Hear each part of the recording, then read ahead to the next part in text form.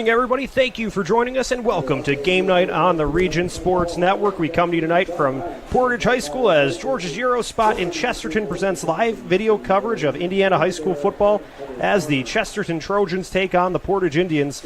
I'm Leo Staudaher, and I'll have the play-by-play for all of tonight's action. And joining me with the color analysis for tonight's game is Doug Nelson. Good evening, Doug. It's homecoming here in Portage, Week 6, and we have a Duneland Athletic Conference matchup on hand. Yeah, we're just halfway through the season here. This is the tipping point. We're heading toward the finish line now, and that normally does mean homecoming night. So it's one of the coach's worst nightmare with all the distractions and such. But, yeah, we're going to have two Duneland teams here going at it tonight, and, you know, they're kind of still working out the kinks, but it should be a good one here.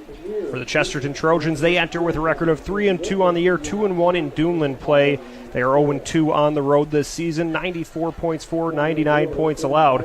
They have won their last two, including a win over Valparaiso last week for the first time since 2015. Chesterton comes in with their defense that's pretty good, Leo, and they're in the top 20 of the 5A class for defense of giving up 19.8 points a game. And, you know, Coach Peterson and his staff do a great job of taking care of the football with their running back. We're going to talk about a little later. So, you know, they play defense. You're going to have to work to score on the Trojans.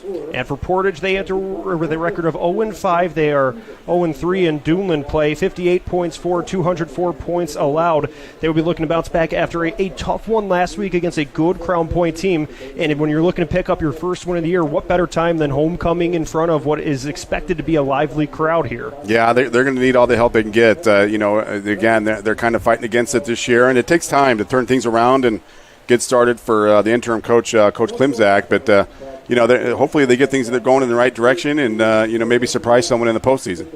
So we're getting closer and closer to kickoff between the Indians and the Trojans here. It's a good night for football. We will have plenty more pregame analysis.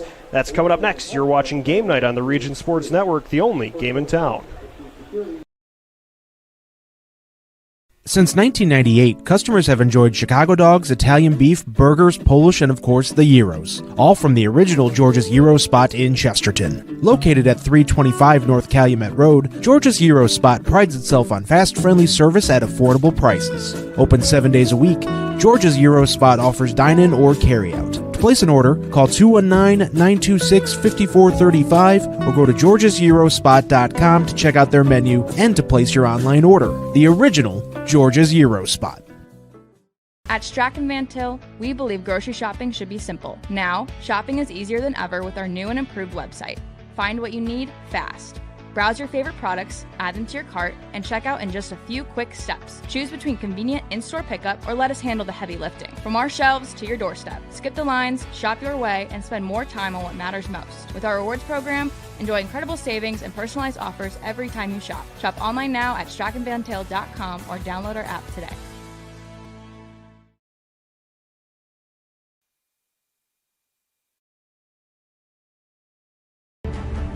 Hi, I'm Crowd Company's Lantern Man. If you're a contractor, it's my job to make your insurance coverage simple and affordable. Because I know time is money, I'll come to your business. Certificates and bonds are a snap. Wherever you are, whatever business you're in, we've got you covered. As Crowd Company's Lantern Man, I'm your insurance superhero. Crowd Company's Insurance Professionals, Highland, Merrillville, and Michigan City. Thinking about what to do after high school? Consider a career with Boilermakers Local 374.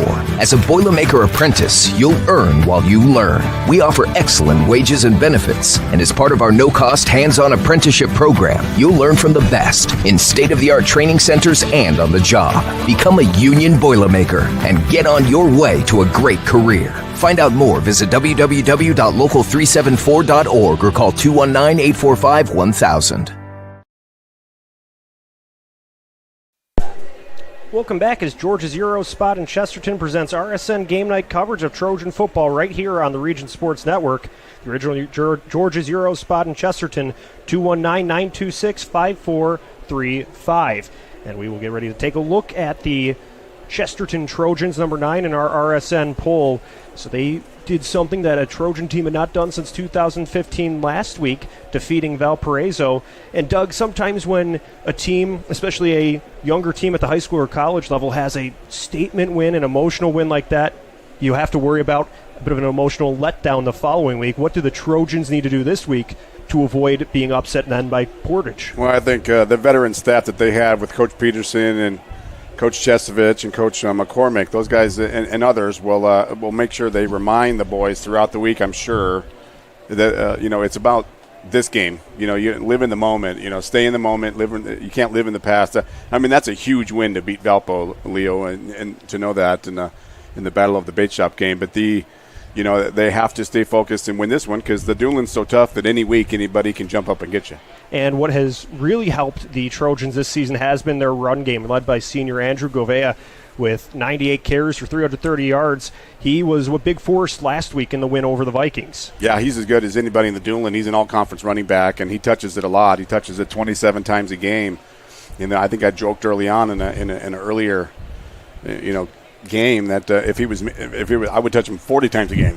He would if it was a video game. He's that good, and he's strong and got the size and he's got the toughness, and he always seems to fall forward, and you never hit him squarely. So he's as good as anybody, and he's fun to watch. And one person that could really appreciate that is the sophomore quarterback, Hunter Boyd. When you're bringing in an underclassman to start at quarterback, it certainly helps to have that run game as a strength. Yeah, again, and Coach Peterson, I think for Hunter Boyd being a sophomore, he's got 7 touchdowns and 1 interception. Just manage the game, right? Don't beat us. Just keep things moving in the right direction. Take what they give you. Don't try to do too much, and hand it off to Andrew Kavia as much as you can. And you mentioned it in the open. This is a experienced defense for the Trojans, and that's been one of their big strengths this season. Yeah, it starts with Chestovich. He's their leading tackler, and Terry Chestovich, the head coach's dad. So, he's all over the place and makes something happen. It's a very senior-heavy defense, and they're experienced, and they stick to their keys, and they do a great job. And they've scored points, too, on the season, 2 defensive touchdowns and a safety. So when your defense can get involved on the scoreboard, that certainly helps the cause as well. Yeah, again, Logan Chestovich, 5'10", 185, but he plays much bigger than that, Leo. He's all over the place. Lucas Anderson among one of the other players with 2 interceptions. You have Colin Kellogg at that defensive front. So this is a Trojans defense that is difficult to solve, and that can take you a long way in Duneland play as the 2 teams get ready to take the field, and we will have the national anthem coming up in just a matter of moments. So we will continue to preview this matchup. We'll take a look at the home team from Portage as you're watching Game Night on the Region Sports Network, the only game in town. From lighting up Friday night football to powering the classrooms that shape the students of Lake County, IBEW Local 697 is proud to support our region schools and the communities we call home. A career as a union electrician could be your next great move. Your next cap might be a hard hat. IBEW Local 697, powering futures, powering the region. Four Seasons Mechanical proudly serves Northwest Indiana, providing quality, reasonably priced, reliable service. With a quality and comfort guarantee, the professionals at Four Seasons Mechanical offer a wide range of services in heating, ventilation, and air conditioning. Whether it's residential or commercial, Four Seasons Mechanical is there 24/7. To find out more, the website is fourseasonsmechanical.com or give them a call at 219-756-7020. Four Seasons Mechanical, your indoor air quality specialist.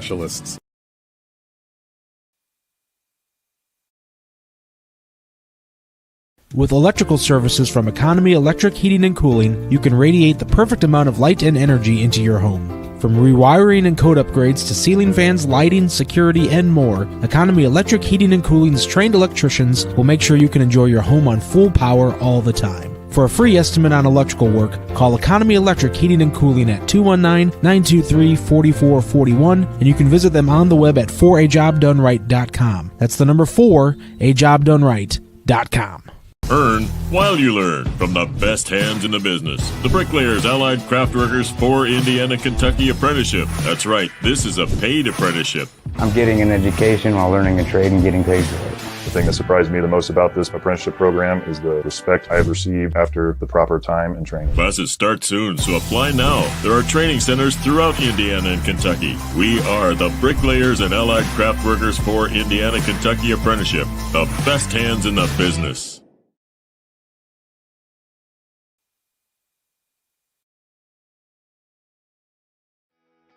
Calling all current and future homeowners in the Northwest Indiana area. Whether you're buying or selling, Brent Wright is here to make your real estate journey smooth and successful. With years of experience, personalized service, and a deep knowledge of the market, Brent will help you find the perfect place or get the best deal for your property. Call today at 219-406-7195 and take the first step toward your real estate goals. Contact Brent Wright, the right way to buy and sell real estate.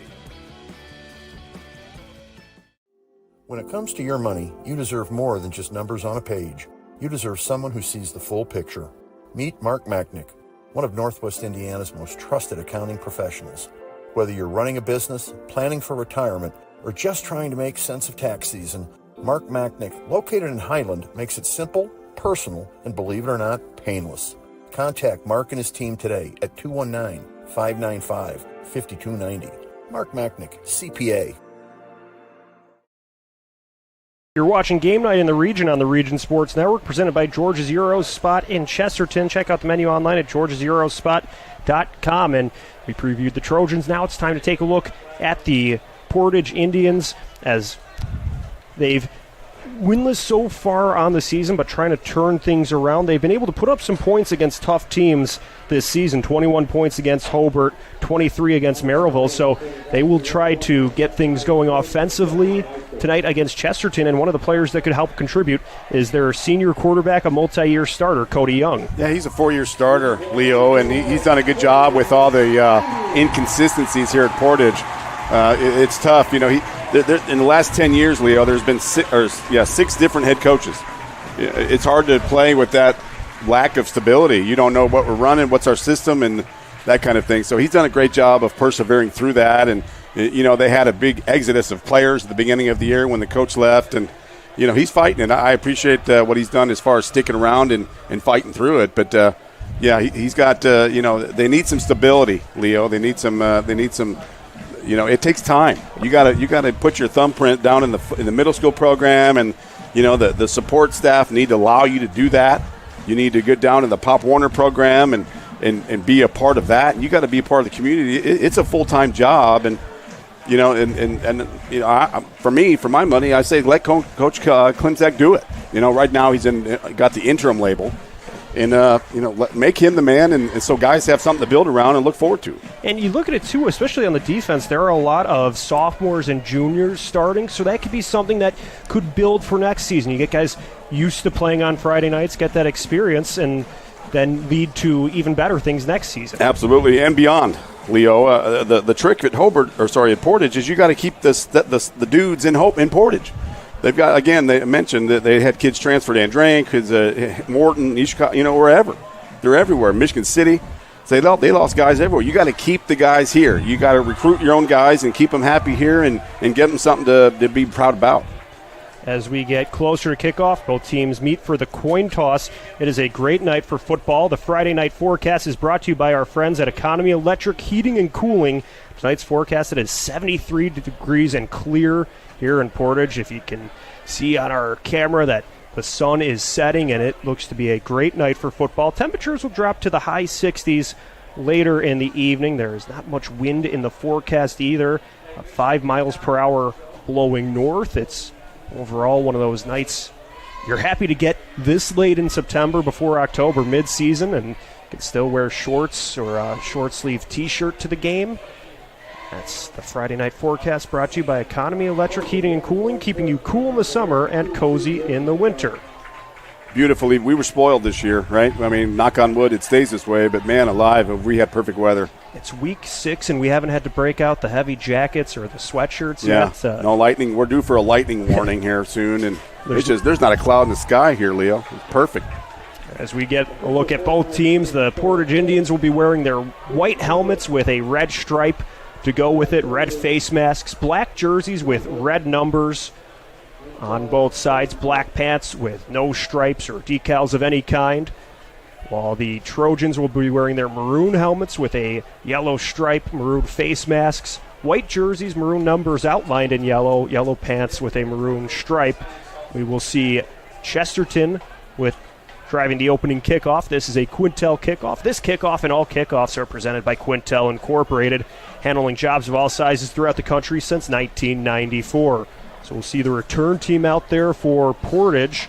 They will send Jordan McClatchy and DeMarcus Jenkins back to return the kick. For the Trojans, it'll be Mace Redmond looking to drive this one deep and give his defense good field position to work with. So homecoming here at Portage, Indians versus Trojans. We are ready to go here on the Region Sports Network. Duneland Conference action, both teams with full sides of fans here. Both teams brought good student sections as well. Nice homecoming crowd here for Portage. Good to see the community showing up to support their squad as Redmond runs into his kickoff, sends it deep, and we are underway. This one will twirl into the end zone and bounce through the back, so that will be a touchback to bring the Portage offense onto the field. They will be led by Cody Young at quarterback, Alex Hazelton at running back, Hunter Cole at tight end, Devin Fadley, Monte Quarles, and Jordan McClatchy at receiver. Up front at the offensive line, Isaiah Frisbee, Gavin Knox, Kyle Gata, Tyler Crawford, and Christian Partlow will be looking to protect Young and the rest of the offense. So they'll take over on their own 20-yard line, moving from right to left on your screens. Young in the shotgun. One receiver out to his left, everybody else bunched up along the right side. So Hazelton to his right at running back. Young takes the first snap, rolls out to the right, floats one downfield looking for Cole, and he will pounce on it, but it hits the turf first, incomplete. You see they're moving Young out of the pocket, trying to get him to move around a little bit, and he's very good at that, but you've got to execute. There's no secrets here tonight. You got to school 15 minutes away, and as we mentioned at pregame, all the turnover for coaches here at Portage, half of them are over on the Chesterton sideline, so they're very familiar with the personnel of Portage. 2nd and 10 from the 20. Everybody close to the line. Hazelton and Young in the backfield. They'll put a receiver in motion, and they will hand it off to that receiver. He turns the corner. McClatchy running out of room to go. He will be stopped on the left side at the opposing 20. Yeah, I think that's one of the strengths of the Chesterton defense is the sideline-to-sideline coverage. I think you're going to have to go north-south against them and really get work between the tackles, which is a challenge for the Portage offense because that's just not their game plan. So no gain on the play. That brings up 3rd down for Portage at the left hash mark. One receiver to the left, that's McClatchy. Everybody else to the right. Young in the shotgun. Rolls to his right, looking to pass. He's escaping pressure, being flushed out of the pocket. He's going to turn the corner, gets to the line of scrimmage. He will be short by about a yard, but Cody Young with the escape there, getting it done with his cleats. Yeah, the Chesterton defensive end or somebody on the secondary on that end's got to stop the edge. Right, they got to create an edge and make Young turn back into the middle. Looks like they're going to go for it here, Leo. So it appears they've entered 4-down territory. And it's brought to you by our neighborhood friends at Four Seasons Mechanical in Merrillville. Visit them on the web at fourseasonsmechanical.com. If nothing else, maybe come up and give them a hard count, see if you can get Chesterton to jump, and I'm sure Coach Shestovich is over there yelling, watch the ball, watch the ball. 4th and a yard from the 29. Young has a running back to either side. He will hand it off to his running back, Gibbs. He will power forward, but he has nowhere to go. He is stopped at the line by the Trojans. Turnover on downs. Yeah, that's just weight room stuff there. You got to get in front of somebody and move a body, and Porter just didn't get it done there. So after the 4th down stop, the Trojans will start on the opposing 29-yard line with 10:21 remaining in the opening quarter, bringing their offense onto the field, led by Hunter Boyd. He'll be joined in the backfield by Andrew Govea. Patrick Moken is the fullback. Dylan Bradford, Gus Wish, and Lewis Raffin make up the receiving core. And they will go with the hard count, forcing the Indians to jump off sides, so that will move the Trojans forward 5 yards. That's a lack of discipline there, Leo. That's just Attention to detail, and again, Chesterton knows that. They know that that's something that they can feed off of, and the Portage guys are going to jump and move around, and you got to just stand your ground and wait for the ball. Tyler Nevis, Braxton Ozog, Jack Gearhart, Carlos Leon, and Mike Ozalti will make up the offensive line. It'll be a handoff to Govea. He turns to the right side of the line, uses a stiff arm to get to the 15, keeps powering forward, and is twisted down inside the 15.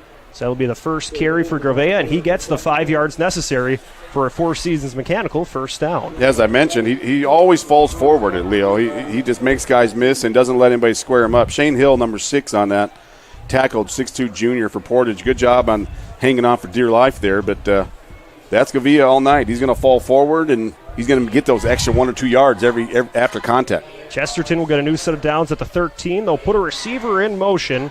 Another handoff to Govea. He will slide to the right side of the line. Keeps powering, moving, about to the 5, where he is swarmed to by Portage for a gain.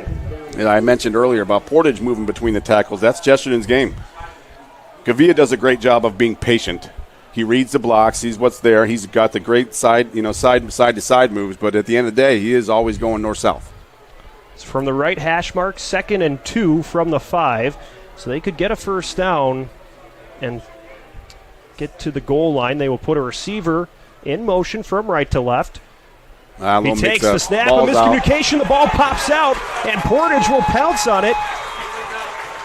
So the Indians force a turnover. Boyd was looking to his right. The running back went left. The ball squeaked loose during the chaos, and Portage forces a turnover near their own goal line. I think when it's homecoming night and you're looking for an upset, that's one of the ingredients you need, right? You need a little help. And you have to like that from the Portage defense. After they roll the dice, went for it on 4th and short, gets stopped. It's the defense that steps up to bring Cody Young and the offense back on the field from their own 9-yard line. 9 minutes, 13 seconds left to play in the quarter. 2 running backs in the backfield with Young. He will go with the play fake, loft a deep pass downfield, and it's intercepted by the Trojans. Isaiah Prater was able to cap out under that one and make the pick. So after the fumble recovered by Portage, Chesterton's defense steps up with the INT. It's you got to take advantage of those situations where you get a turnover. You can't give it right back. I mean, that's just as from a senior quarterback, you got to see that safety. He was just there licking his chops, waiting for that ball hanging in the air. So 9 minutes, 5 seconds to play in the first quarter, and we have already seen 2 turnovers, 1 to each side. The Chesterton offense returns. They will be looking to try to move things on the opposing 43-yard line. Up front for Portage defensively, Aiden Ortiz, Anthony Alanes, Ryan McClellan, and Shane Hill make up the defensive line. The Trojans will put a receiver in motion, handoff to Govea, and the defensive line quickly gets to him. He is still able to fight for a yard or 2. They were able to read that play out, but Govea still able to make something out of it. Yeah, again, those in between the tackle runs, Leo, are like body shots. We've talked about that all the time. I know it sounds cliche, you're repeating yourself, but that's what it is. It's kind of a battle of attrition here on the line. Daniel Warmick, Ozzie Fuentes, Tristan Burleson make up the linebacking core. Daniel Steratz, Sam Posavic, Amon Harrison, and DiCaprio Miles make up the secondary. Play action. Boyd throws out to his tight end, Bradford. He tries to reel it in with the right hand, but could not make the catch. Incompletion brings up 3rd and 8. Yeah, he was covered real well there anywhere from the Portage defense. I don't think he was going to get much out of it, maybe a yard or 2. Portage defender number 40, Ricky Carrillo, 6-foot sophomore, one of the young guys you're talking about a playmaker on both sides. 8:24 left to play. The Trojans need 8 yards to get a new set of downs. They'll send one receiver far to the left. That's Wish. One close side to the right. That'll be Raffin. They'll put Raffin in motion. He will join them in the backfield, but a defensive lineman from Portage jumps off sides.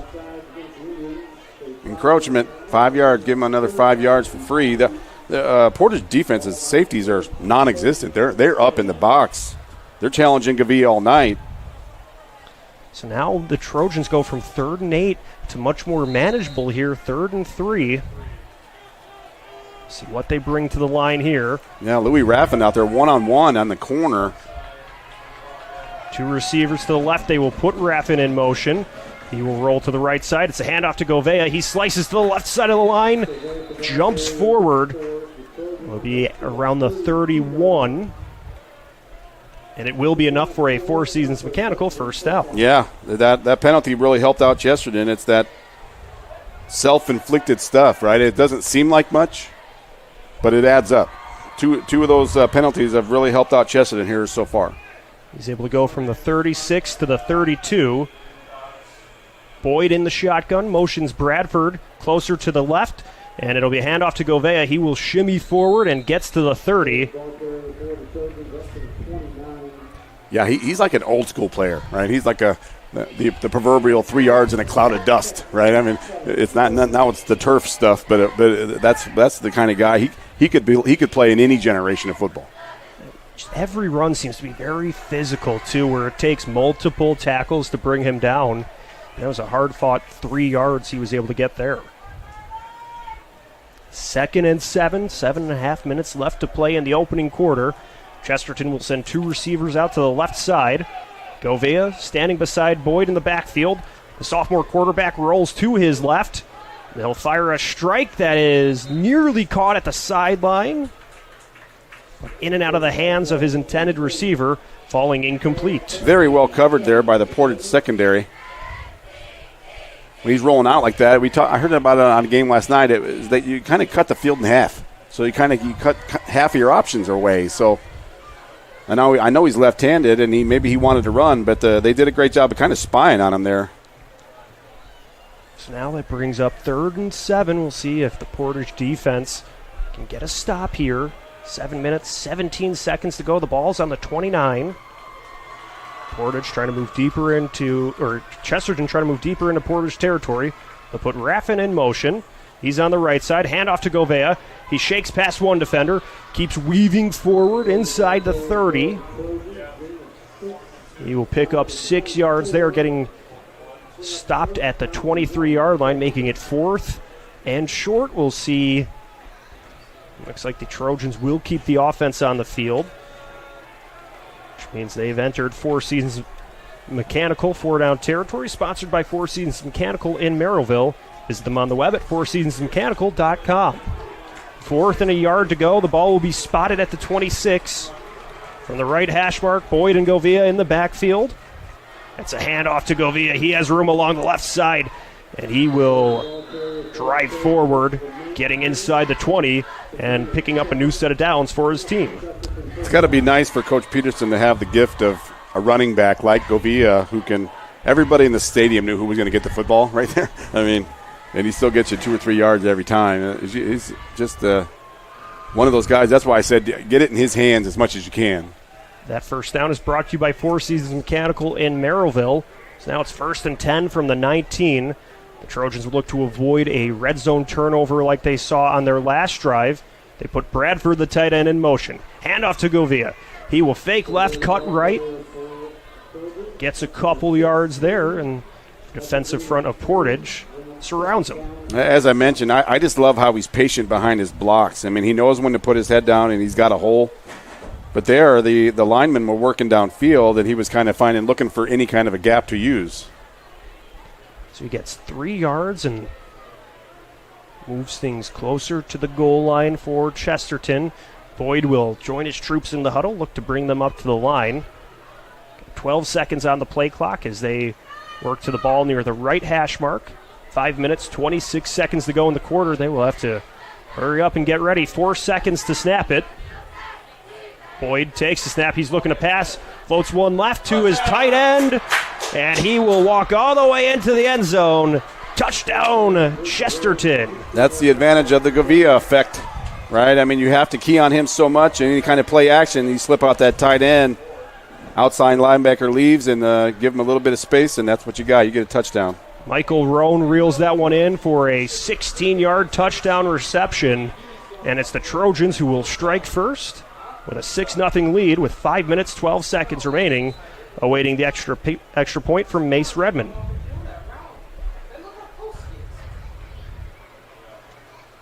And Redmond's PAT is blocked by Portage, so they will have to settle for just 6 points. So a 16-yard reception from Roan makes it a 6-0 lead for Chesterton. We'll see how the Indians respond when we're back. You're watching Game Night on the Region Sports Network, the only game in town. Blythe's Team Sports in Valparaiso is a leader in athletics apparel and equipment sales. With in-house production including screen printing, trophies, embroidery, and more, Blythe's can help you to create the perfect look. For more information, visit them online at teamblythes.com. Blythe's Team Sports in Valparaiso, where the athletes shop. Some see a wrestling match. We see a 6-minute lesson in grit.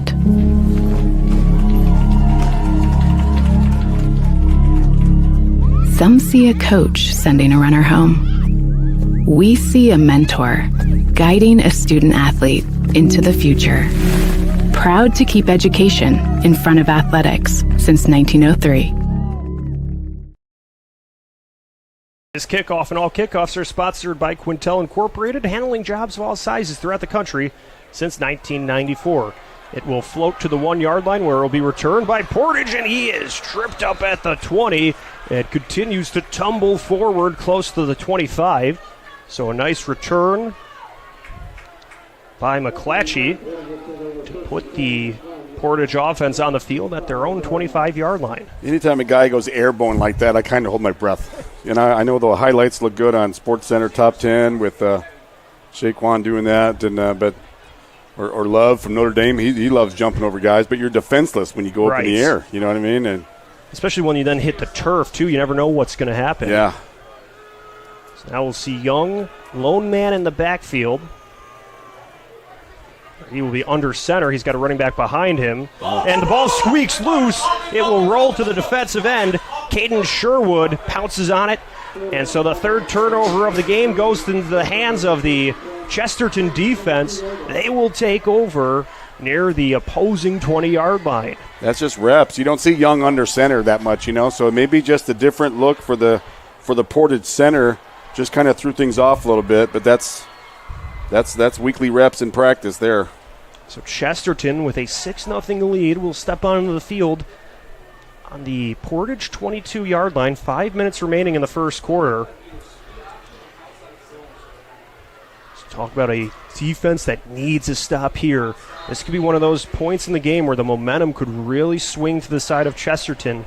If they could get 6 points or more, 6 points and then an extra point on this possession. Boyd in the shotgun. They will put the receiver in motion. Handoff to Govea. He's rolling to the right side. He will pitch it to the receiver, and then he gets to the 20 where he is dropped. Gus Wish on the pitch from Govea was able to pick up a couple yards for Chesterton, making it 2nd and 6. Yeah, you don't want to give Chesterton any help. They don't need it, right? I mean, with Govea and the running backs they have, and Boyd, the sophomore lefty quarterback, they don't need the help. If I'm a defender in Portage, they got to be a little tired right now. Just wearing down the defense here. That's what Chesterton's doing. So now Boyd in the shotgun. Govea to his right. They will put another receiver in motion. And we'll have a whistle and a penalty. False start against Chesterton. So that will send them back 5 yards. So they lose the pickup that they had on first down. Yeah, the running back was in motion. He might have turned upfield just a little bit early. That's like a timing play because his back's to the quarterback as well.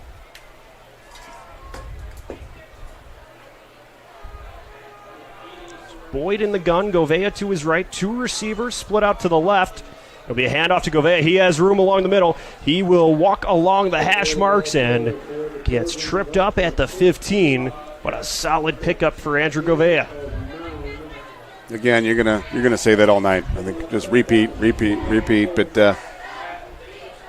that Chesterton plays in a very, and we're going to talk about this a little bit later, Leo. But Chesterton plays in a very competitive sectional with Valpo and Michigan City. It's going to be tough, and it's going to come down to who can handle the football and who doesn't beat themselves. And I'm sure that's what Coach Peterson and his staff is kind of working on. After the pickup on the ground from Govea, it'll be 3rd and 2 from the 14. Boyd has his center at the right hash mark. They put a receiver in motion, hand it off to Gouveia.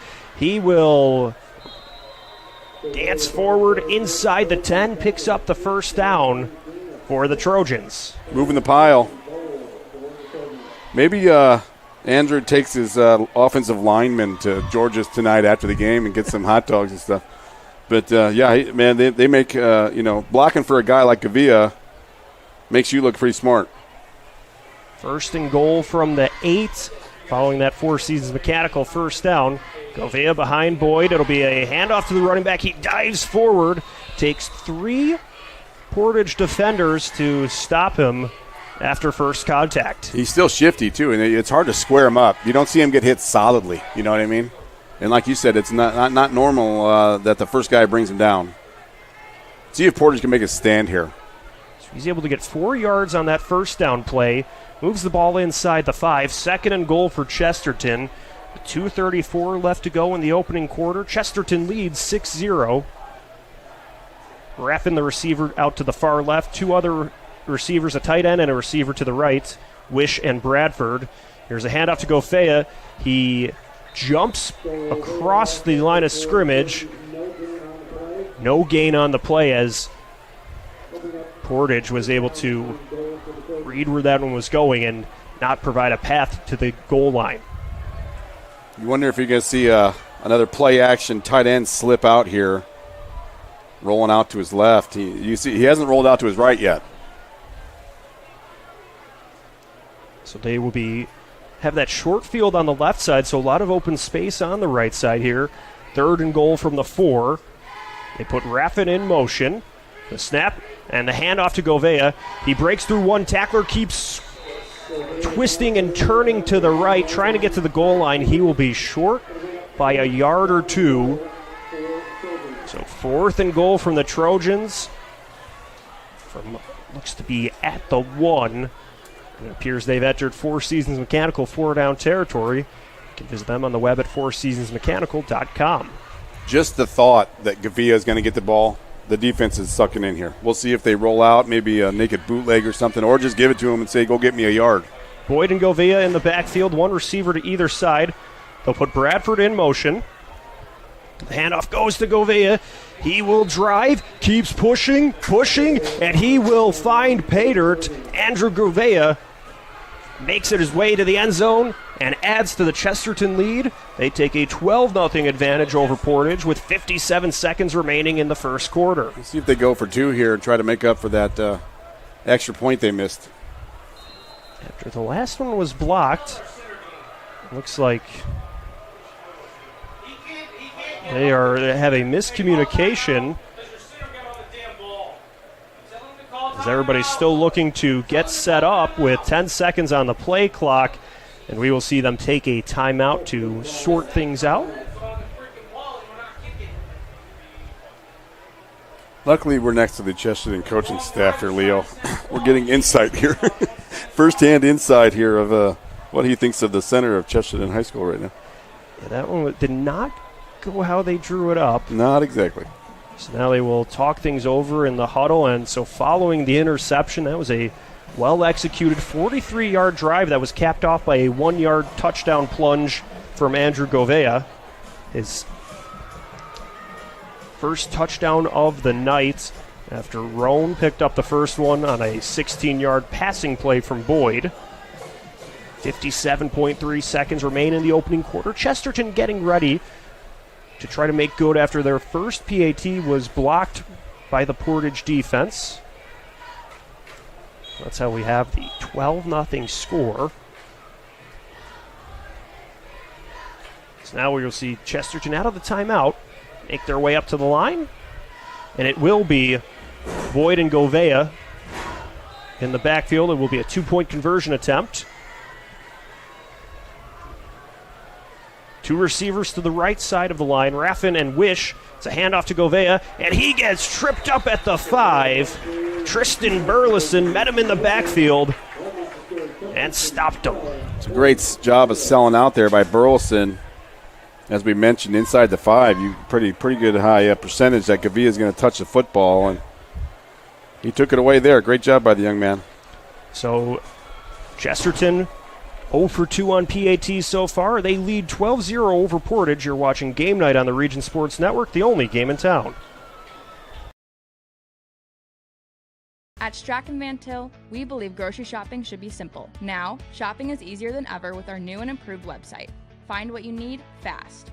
Browse your favorite products, add them to your cart, and check out in just a few quick steps. Choose between convenient in-store pickup or let us handle the heavy lifting. From our shelves to your doorstep. Skip the lines, shop your way, and spend more time on what matters most. With our rewards program, enjoy incredible savings and personalized offers every time you shop. Shop online now at strachanvantil.com or download our app today. This kickoff and all kickoffs are presented by Quintel Incorporated, handling jobs of all sizes throughout the country since 1994. Portage takes it on the kickoff, keeps twisting and turning, getting to the 20, where eventually the return man, Keyshawn Brown, is stopped. So he's able to move things to the left and gets to about the 21. Nice return there by Brown. They had Keyshawn a couple years ago at the middle school level. Good kid. Glad to see him stick with it. Visit regionsports.com, Facebook/Region Sports Nation, Instagram, and Region Sports Network for this week's Home Improvement Top 10 presented by Enigenberg Exteriors. You can find them on the web at ebergexteriors.com. So Young brings the Portage offense to the left side of the line, or to the left hash mark, pardon me. Two receivers out to the right, one to the left. They will put the running back in motion to the left, and it's going to be a keeper for Young. He finds some room to the right side of the line. He keeps going at the 35, 40. He will still be rolling. Cody Young gets to the opposing 40, turns on the jets, and is knocked out of bounds at the 25-yard line. So Cody Young, with the largest offensive play of the night for Portage, moves them deep into enemy territory. He's got some breakaway speed there, Leo. And Cody Young, like I said pregame, I feel for him because he's gone through a lot of transition here at Portage, but he's a game player. He can make plays and break it open, but he needs some help. So he takes it from his 20 all the way to the opposing 25-yard line. Shows a good burst of speed there. Now they'll have two running backs, one to either side of Young. It'll be a handoff to the one on the right side. That will be Hazelton. He's able to get a couple yards on the first down handoff. Might be the last play of the quarter. 25 seconds remaining in the opening quarter. Portage will huddle up. We'll see if they will head to the line with a play or if they will take this one to the break. 2nd and 8.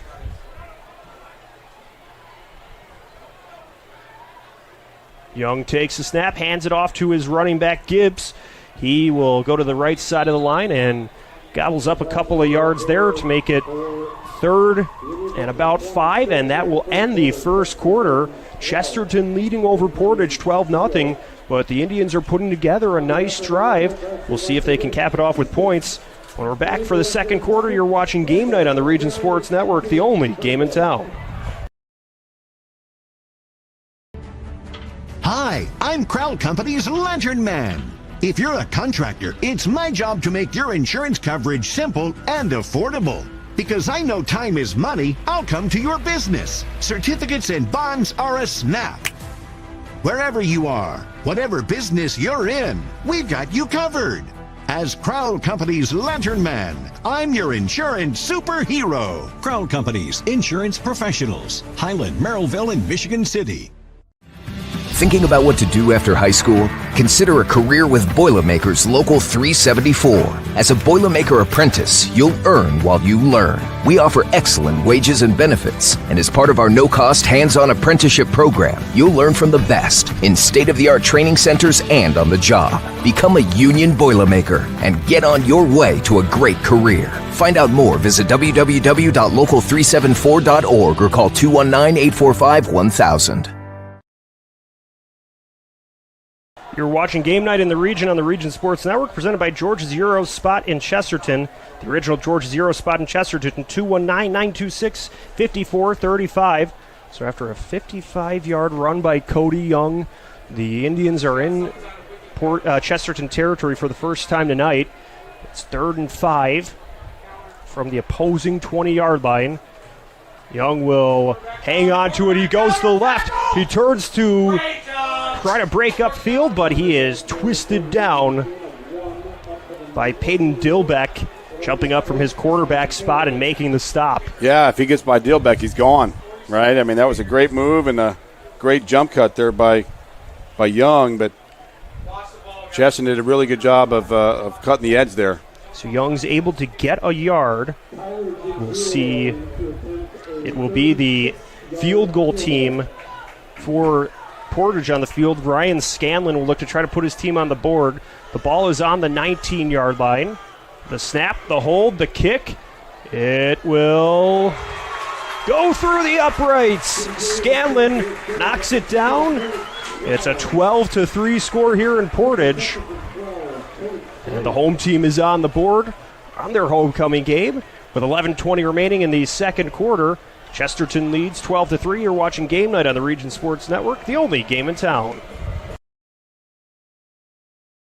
Since 1998, customers have enjoyed Chicago dogs, Italian beef, burgers, Polish, and of course the gyros, all from the original George's Gyro Spot in Chesterton. Located at 325 North Calumet Road, George's Gyro Spot prides itself on fast, friendly service at affordable prices. Open 7 days a week, George's Gyro Spot offers dine-in or carry-out. To place an order, call 219-926-5435 or go to georgesgyrospot.com to check out their menu and to place your online order. The original George's Gyro Spot.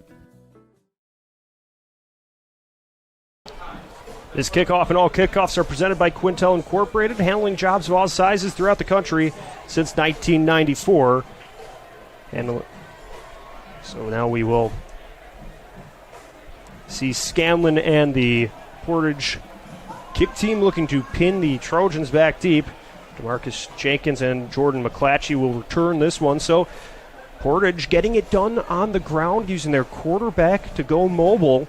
And now they're on the board here, 9-point deficit, trying to hang in there for a game where we saw 3 turnovers in the first quarter. And that could be a taste of what we see in the second quarter now from Portage. Yeah, anytime you put the points on the board against Chesterton, that's a good thing. And just to get that goose egg up there off the scoreboard, sometimes that kind of helps the mindset a little bit. Scanlon will hammer this one. There was a penalty marker thrown as Scanlon was taking his run up to the ball. It's another self-inflicted penalty. He was somebody was beyond the kicking line of scrimmage, if you want to call it that. So we'll get things sorted out here as we get ready to do this one over.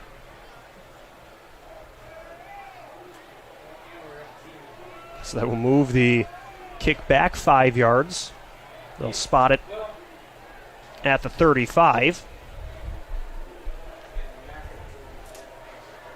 So yeah, Leo, it's just self-inflicted penalties. Yeah. That's what kind of keeps the coach up at night, right? Because then you look at it now, Chesterton's going to get the ball 5 yards or more better of a spot. So Scanlon will...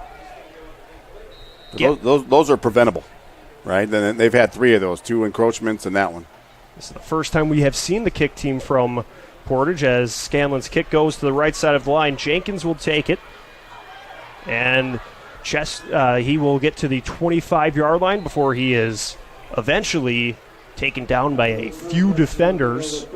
So good run up. It'll be 1st and 10 for Chesterton from Portage's 27-yard line. So now we'll see what Hunter Boyd and company can do here with a 12-3 lead. As we said, we'll see how the Portage defense responds as well. You know, they've really done a decent job of containing Gavia and making Chesterton not giving up the big chunk plays. You know, Chesterton's kind of worked the ball down the field methodically and with a short field with the turnovers that Portage had. Right, it's been couple possessions where they've had the ball inside 43 yards or less to go.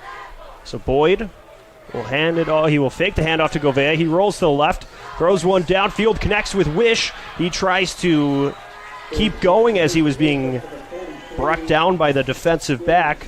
Armand Harrison makes the tackle near the 44-yard line. Yeah, Harrison, another sophomore. 5'9", 175. Again, they got some talent. They got some, caught him like in a man coverage there, right? And the backer had to kind of took the guy all the way across like a drag route and did a good job of staying with him. So the senior wide receiver picks up a Four Seasons Mechanical first down. Boyd will have Govea behind him. A tight end to his right, one receiver to either side. It's a handoff to Govea. He will cut to the right side of the line, gets to midfield, and will eventually be brought down after picking up a handful of yards.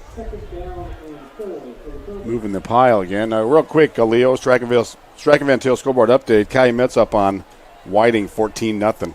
What a year Calumet's having.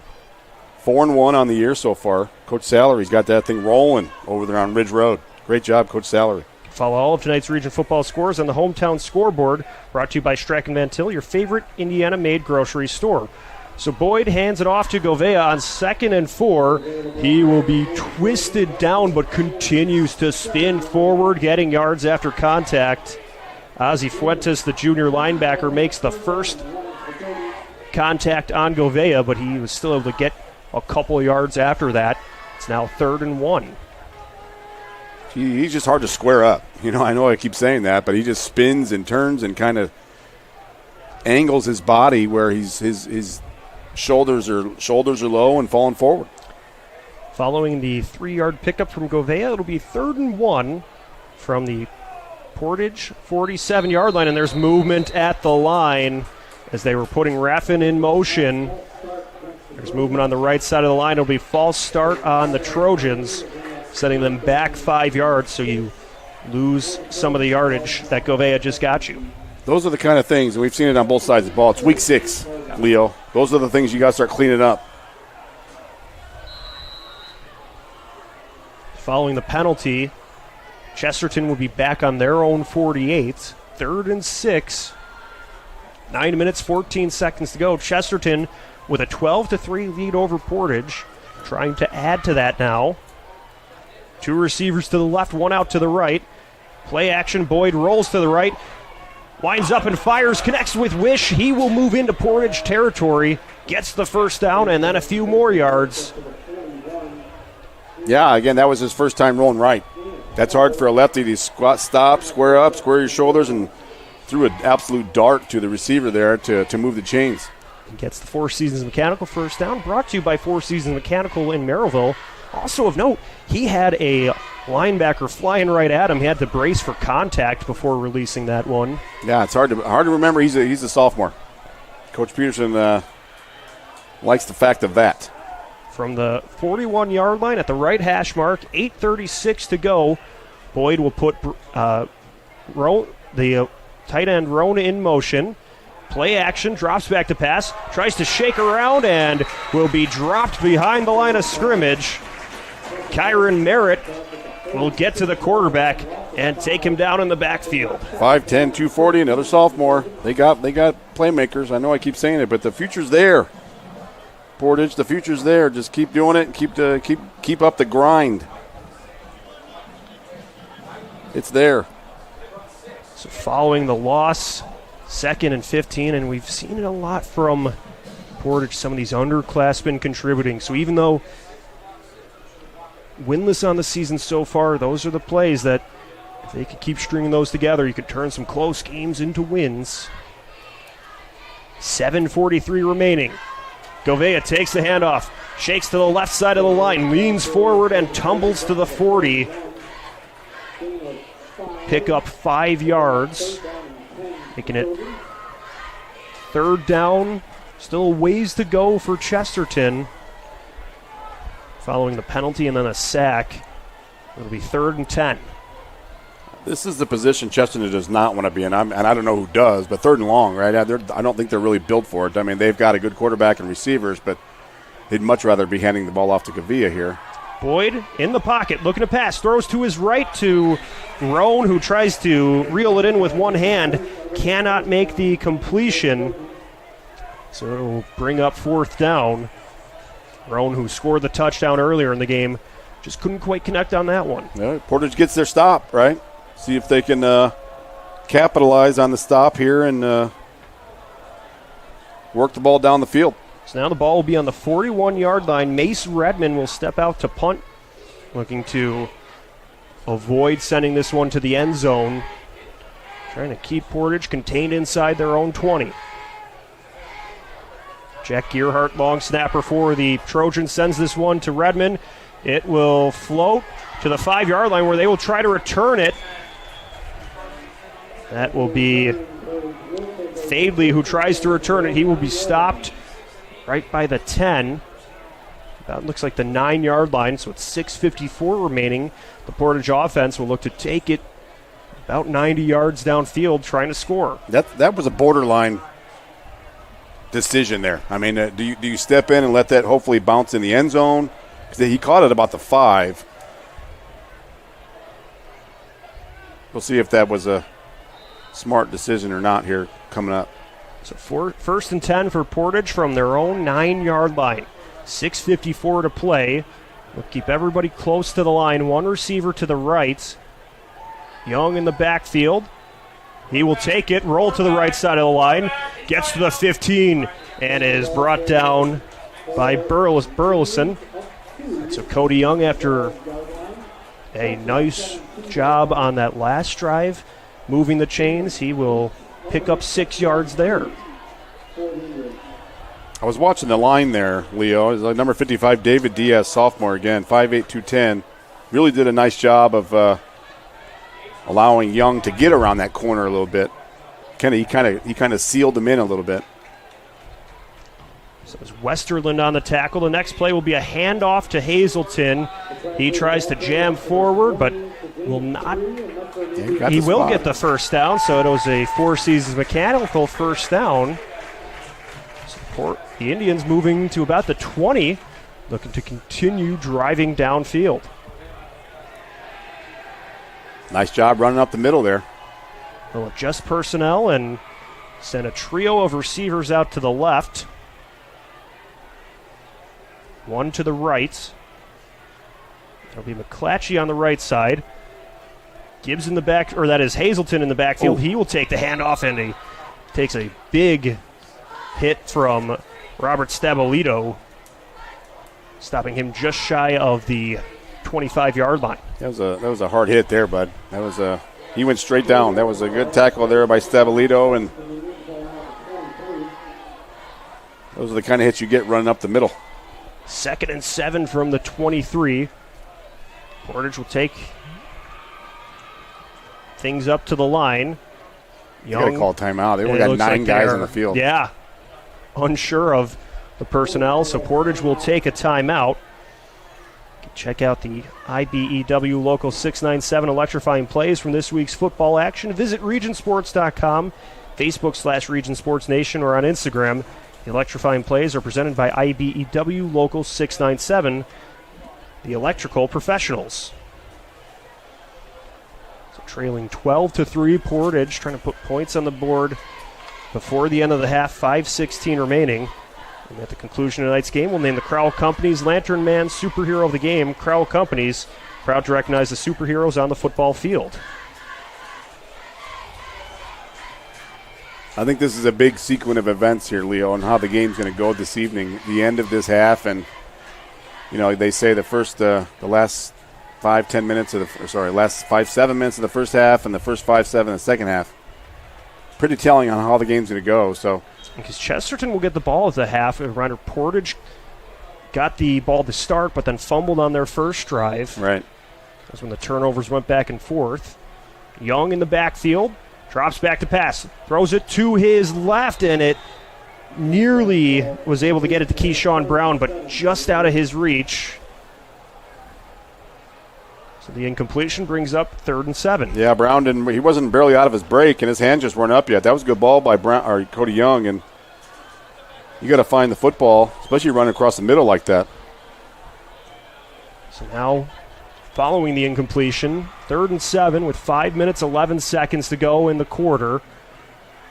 We've seen Portage go for it on 4th down in their own territory once already tonight, but they'd like to pick up some yards on 3rd down to avoid being put in that spot. They'll put the running back in motion to the right. Young looking right to pass. Lofts one downfield. It is incomplete, but there's a flag on the play. He's got to turn around and find the football there. Portage trying to get blow the top off that secondary. The Chesterton defense did not turn and find the football. That's pretty easy call there by the official. So he was looking for McClatchy downfield, who was well covered, but it'll be pass interference, and that will help out the Portage offense. We'll pick up a new set of downs. So after they started this drive on their own 9-yard line, they're starting, and then there's another flag thrown near the Chesterton defense. Sideline warning.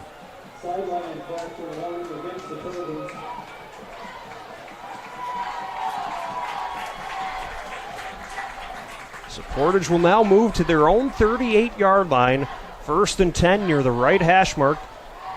So for Chesterton, too, this is the point. You want to avoid any emotional type penalties. Just shake things off after that last call. He's digging again. Coach Peterson's over there pleading his case, but they're not going to take it back. So Young and Portage get ready. 5 minutes, 2 seconds remaining in the quarter. Yeah, the Chesterton sideline wasn't real pleased with the call. There wasn't much contact on the play, but it's a dead giveaway if the guy doesn't turn around and find the football. So Young will take the snap, go to his left. He's got pressure in the backfield, breaks through. He keeps going to the sideline. Will be sent out of bounds, but there was a flag thrown in the backfield that might take away some of the run that we saw from Young there. Yeah, I think that was a hold on the left side of that line. Lucas Anderson, the linebacker, nearly got to him in the backfield, had to dive out. Young broke free, but it will be holding against the Indians.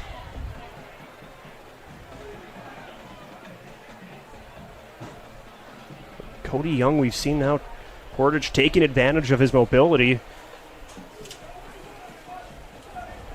So, penalty takes away what would have been a good pickup on 1st down, backing Portage up to their own 29-yard line. Yeah, he came into this game with only 65 yards rushing. He basically had that on the one play here tonight, didn't he? Yeah, I believe that was a 55-yard pickup, so now that and then a couple more, he's been able to match that. Yeah, he's doubled his rushing output on the season tonight. That's what you look for. You try to find different ways in season to get your best athletes involved.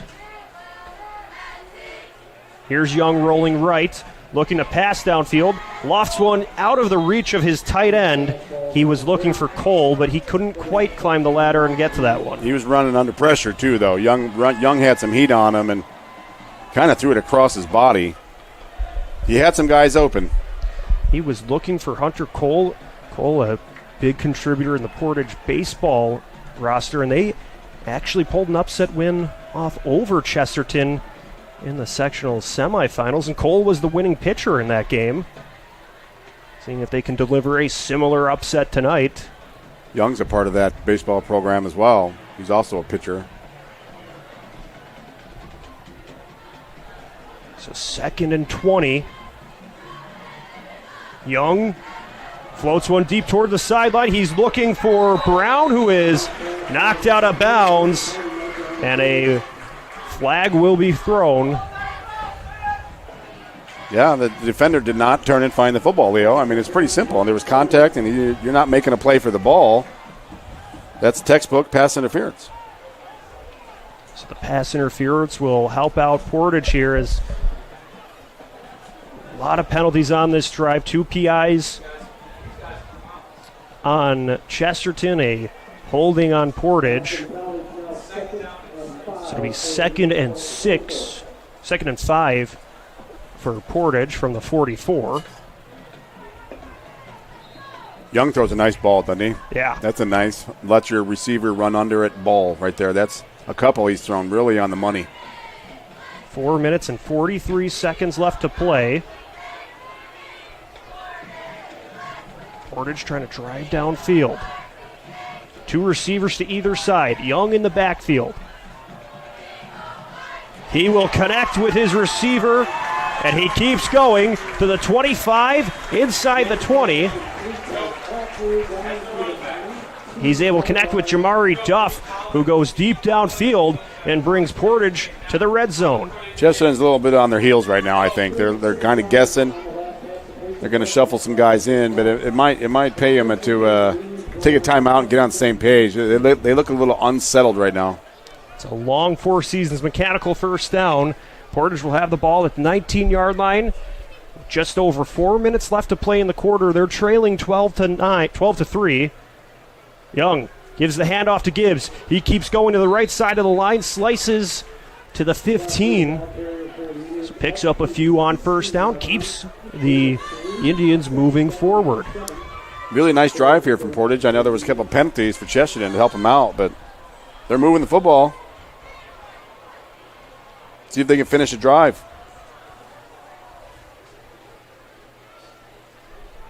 So 2nd and 7 for Portage now. A pair of running backs join Young in the backfield. It'll be a handoff to Cole, the tight end. He looks to go to the left side of the line. Gets to about the 15. So not much of a pickup there. It'll be 3rd and 6.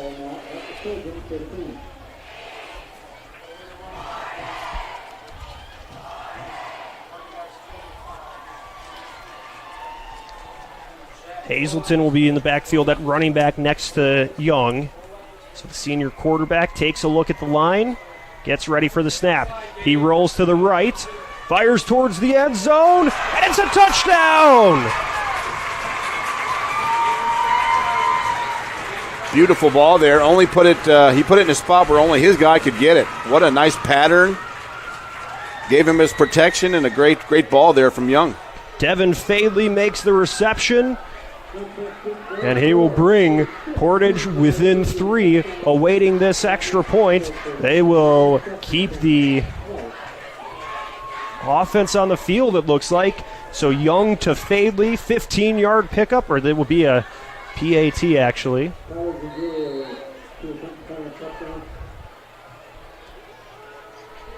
So 2 minutes, 59 seconds remaining. Portage answers in a big way. The snap low. The PAT is blocked and it goes off the uprights. So it will remain a 3-point lead as the extra point is no good. 2 minutes, 59 seconds remaining. Chesterton leads 12-9, but Portage with a big response. You're watching Game Night on the Region Sports Network, the only game in town.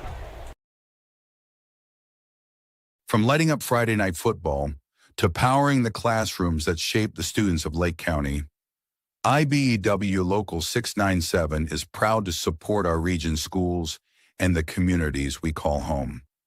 A career as a union electrician could be your next great move. Your next cap might be a hard hat. IBEW Local 697, powering futures, powering the region. Four Seasons Mechanical proudly serves Northwest Indiana, providing quality, reasonably priced, reliable service. With a quality and comfort guarantee, the professionals at Four Seasons Mechanical offer a wide range of services in heating, ventilation, and air conditioning. Whether it's residential or commercial, Four Seasons Mechanical is there 24/7. To find out more, the website is fourseasonsmechanical.com or give them a call at 219-756-7020. Four Seasons Mechanical, your indoor air quality specialist. So following the touchdown pass from Young to Fadley, this will be a Quintel kickoff. This kickoff and all kickoffs are presented by Quintel Incorporated, handling jobs of all sizes throughout the country since 1994. Squib kick? And that will just go to midfield, but it does not go far enough, and wait to see if a Chesterton player touches it. They will not, so now the Trojans will get some good field position. Leo, I'm not sure about that call, bud. You know, you're giving Chesterton the ball inside the 50, and now I know you got to roll the dice and gamble a little bit on the upset effort, but you're giving the ball to Chesterton, so they get a chance to double up, you know, getting the ball out of halftime as well. So now the ball will be placed at the 46, so Hunter Boyd brings his offense back onto the field. He'll have Govea to his left, one receiver to the right, two to the left. Ball is at the 46. Boyd, the left-handed quarterback, rolls to his left. He's running out of room, and he will connect with Wish at the 35. He's wrestled. He might have stepped out of bounds. There was a penalty flag thrown near the 50. Might be a late hit there, Leo. There's a lot going on that play. We'll see how things stand when the referees try to sort things out.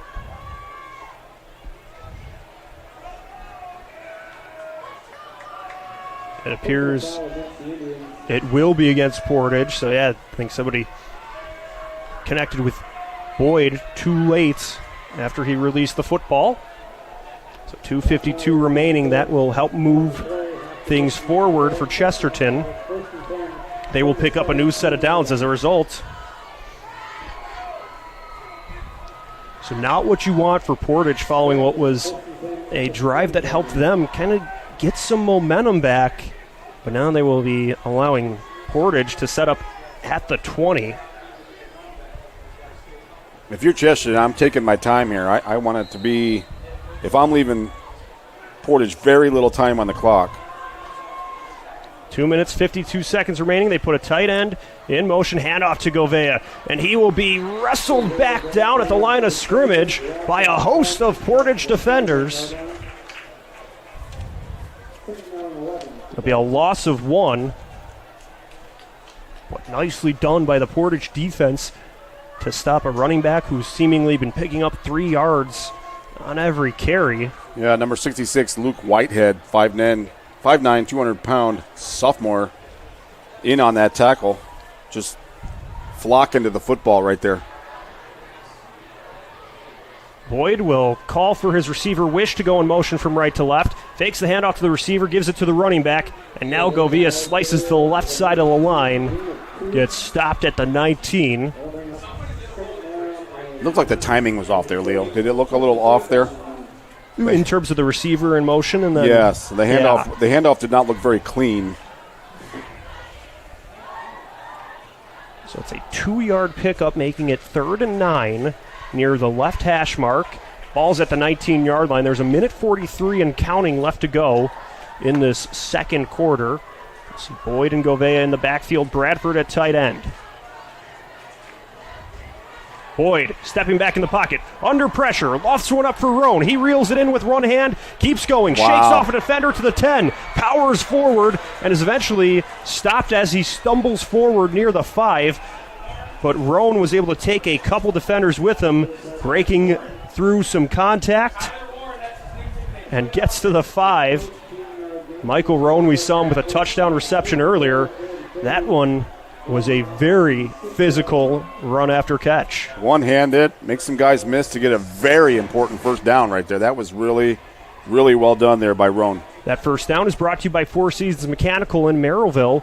So 1st and goal for the Trojans with a minute and 2 seconds left to play in the half, and we'll see a timeout called by Portage, awaiting this new set of downs. So at the conclusion of tonight's game, we'll name the Boilermakers Local 374 Blue Collar Player of the Game, brought to you by Boilermakers Local 374. Learn about apprenticeship programs and more at local374.org. And I think Michael Roan was trying to make his case with that reception there. He took a couple of would-be tacklers with him to the 6-yard line.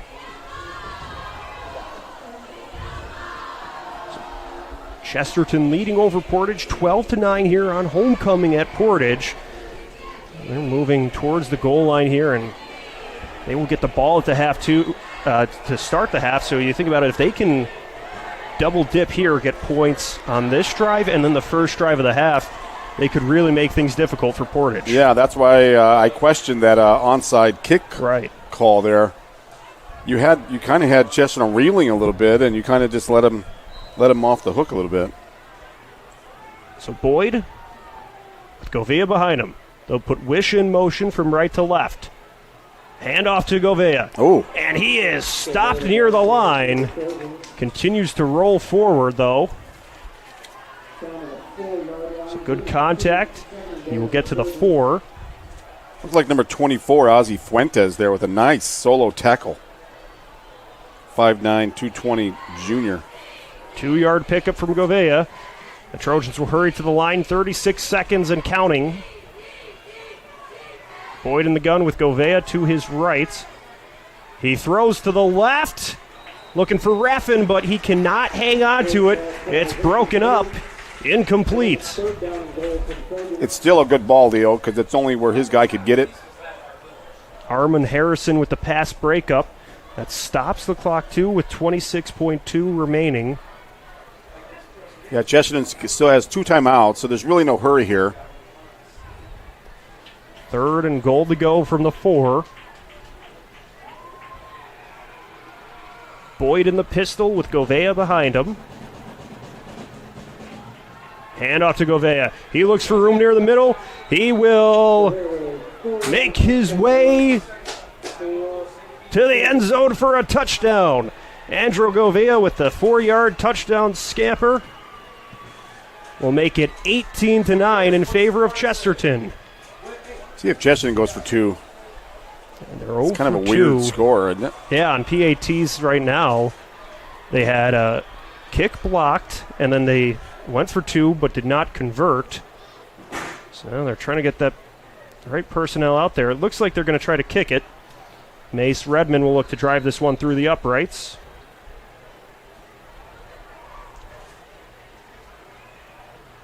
So the snap, the hold, it's offsides. The kick, Portage was offsides.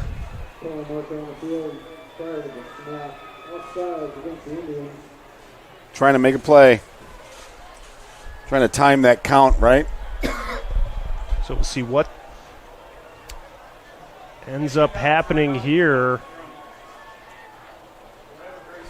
It looks like they're going to bring Boyd and Govea back onto the field and attempt to go for 2 here. Ball on the 1-yard line. Might as well with that false start proving to be costly. Yeah, either way, it's a 2-possession game, so it really doesn't hurt you. They'll put Raffin in motion. Hand off to Govea. He cuts to the right, turns the corner, and twists into the end zone for the 2-point conversion, making it 20-9 Chesterton with 20 seconds to play in the half. You're watching Game Night on the Region Sports Network, the only game in town.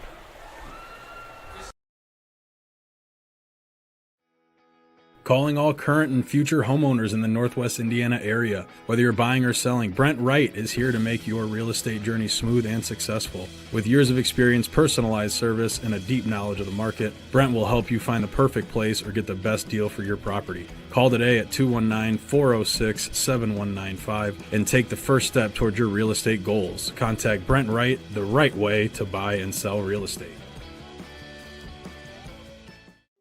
When it comes to your money, you deserve more than just numbers on a page. You deserve someone who sees the full picture. Meet Mark Machnick, one of Northwest Indiana's most trusted accounting professionals.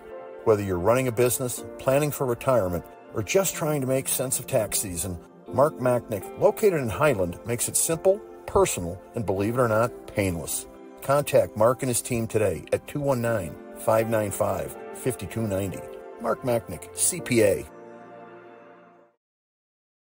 Kickoff and all kickoffs are brought to you by Quintel Incorporated, handling jobs of all sizes throughout the country since 1994.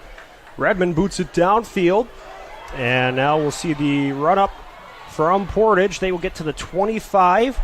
On the return, it's Darnell Steratz. So he is stopped, looks like at the 19, so bring Cody Young and company out with 12.2 seconds. A long field to work with. See if they just take a knee or do something safe or drop back and let them see how far he can throw it, huh? So they'll have the ball at the 26. 12 seconds remaining. Down 20-9. Chesterton will get the ball at the half.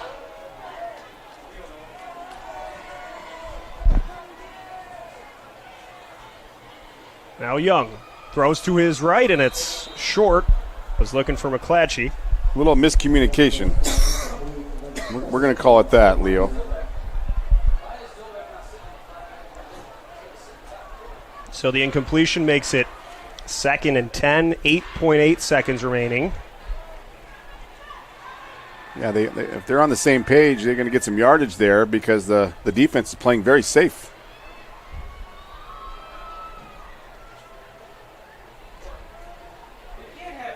So Young getting ready to work. 2 receivers to either side. Young takes the snap, drops back to pass, floats one deep to his right, looking for Brown, and it is incomplete. He was looking for Matthews, and he just couldn't quite hang on to it as he hit the turf. That Chesterton safety's got to come up and make a play. He was kind of looking around and waiting for somebody else to make a play. The pick he had earlier in the game, Leo, he was kind of looking around there. He's got to go make a play on the football. He picks that off. So the incompletion makes it 3rd and 10 with 2.7 seconds remaining. Keyshawn Brown almost able to make that catch. So now the ball's still at the 26. Here's Young. Moves his running back to his left. Now they'll put him in motion towards the right. He throws to the right to McClatchy, and he will be dropped as soon as he makes the catch by Isaiah Prater. So nothing doing on that one, and that will be how the first half ends. Chesterton leading over Portage 20-9. We'll step aside. When we come back, we'll take a look at some scores around the region and preview the second half. You're watching Game Night on the Region Sports Network, the only game in town. Hi, my name is Mark Macknick. I'm the owner of Mark Macknick CPA firm in Highland, Indiana on Kennedy Avenue. I've been working with Region Sports for years now. Started working with Chris years ago, just on some special projects, advertising here and there. After a while, kind of increased the advertising. Mainly was doing it for the community involvement. It's such a great network and program they do with the high school sports. But as time went by, I started getting on there more frequently. And then the phone starts ringing. And I was getting calls all the time from people. Hey, I saw your ad on so-and-so football game. I saw your ad on a basketball game. And it's really helped my business. It's increased the volume. We're a tight community in Northwest Indiana, sports-wise, and just a lot of community involvement. So that's mainly why I got into it. I remember watching one game.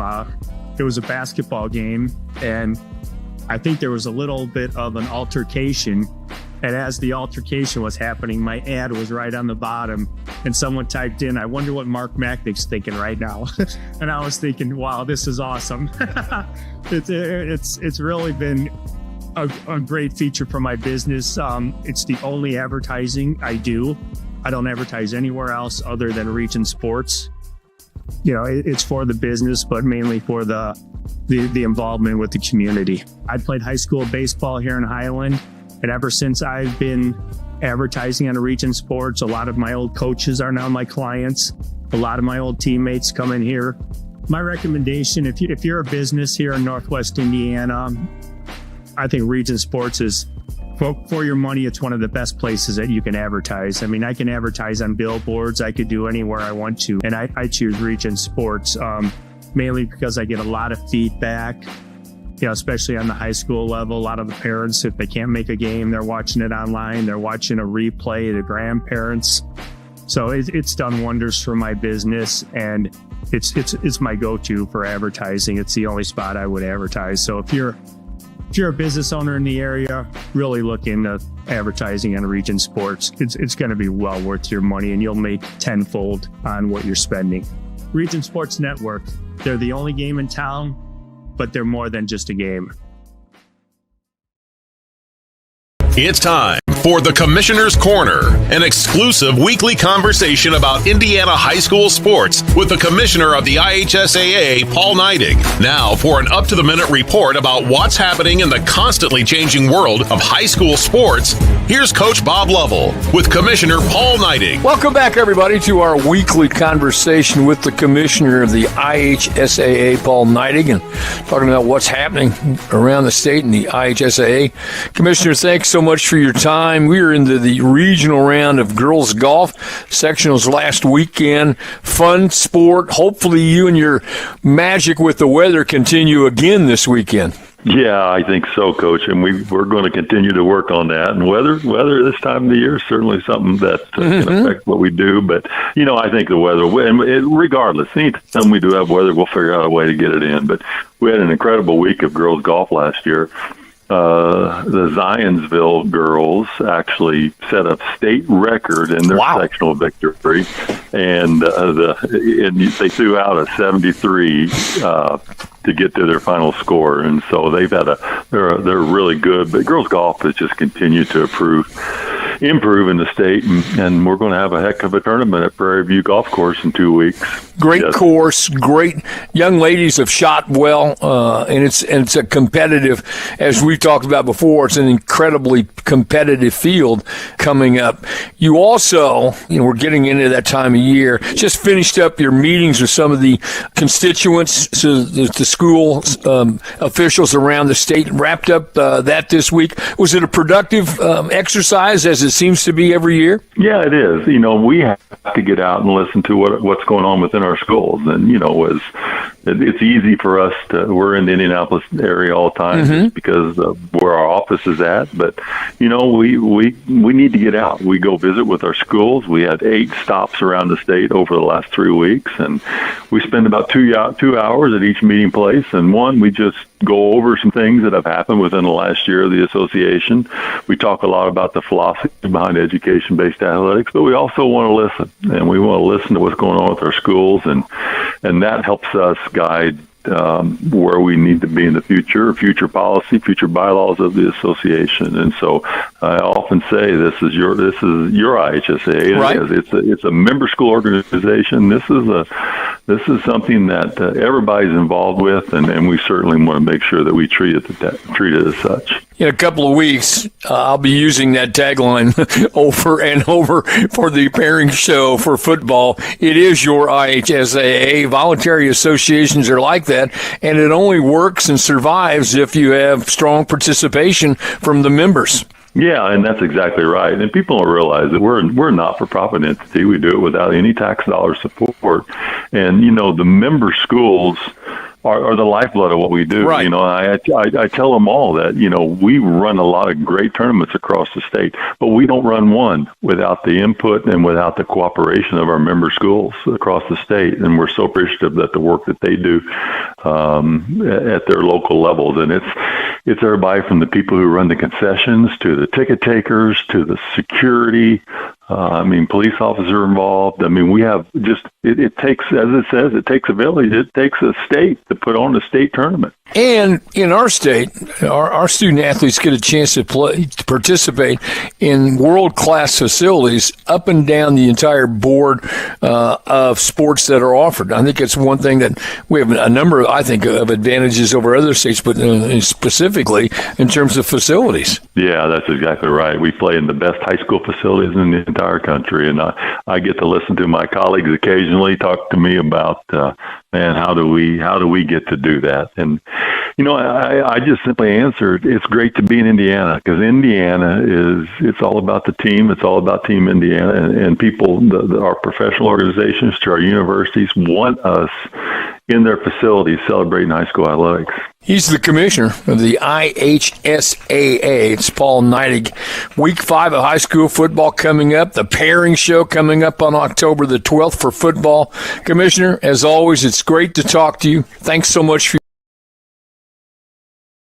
Since 1998, customers have enjoyed Chicago dogs, Italian beef, burgers, Polish, and of course the gyros, all from the original George's Gyro spot in Chesterton. Located at 325 North Calumet Road, George's Gyro spot prides itself on fast, friendly service at affordable prices. Open 7 days a week, George's Gyro spot offers dine-in or carry-out. To place an order, call 219-926-5435 or go to georgesgyrospot.com to check out their menu and to place your online order. The original George's Gyro spot.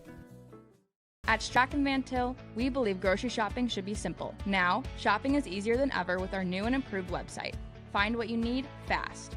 Browse your favorite products, add them to your cart, and check out in just a few quick steps. Choose between convenient in-store pickup or let us handle the heavy lifting. From our shelves to your doorstep. Skip the lines, shop your way, and spend more time on what matters most. With our rewards program, enjoy incredible savings and personalized offers every time you shop. Shop online now at strachanvantil.com or download our app today.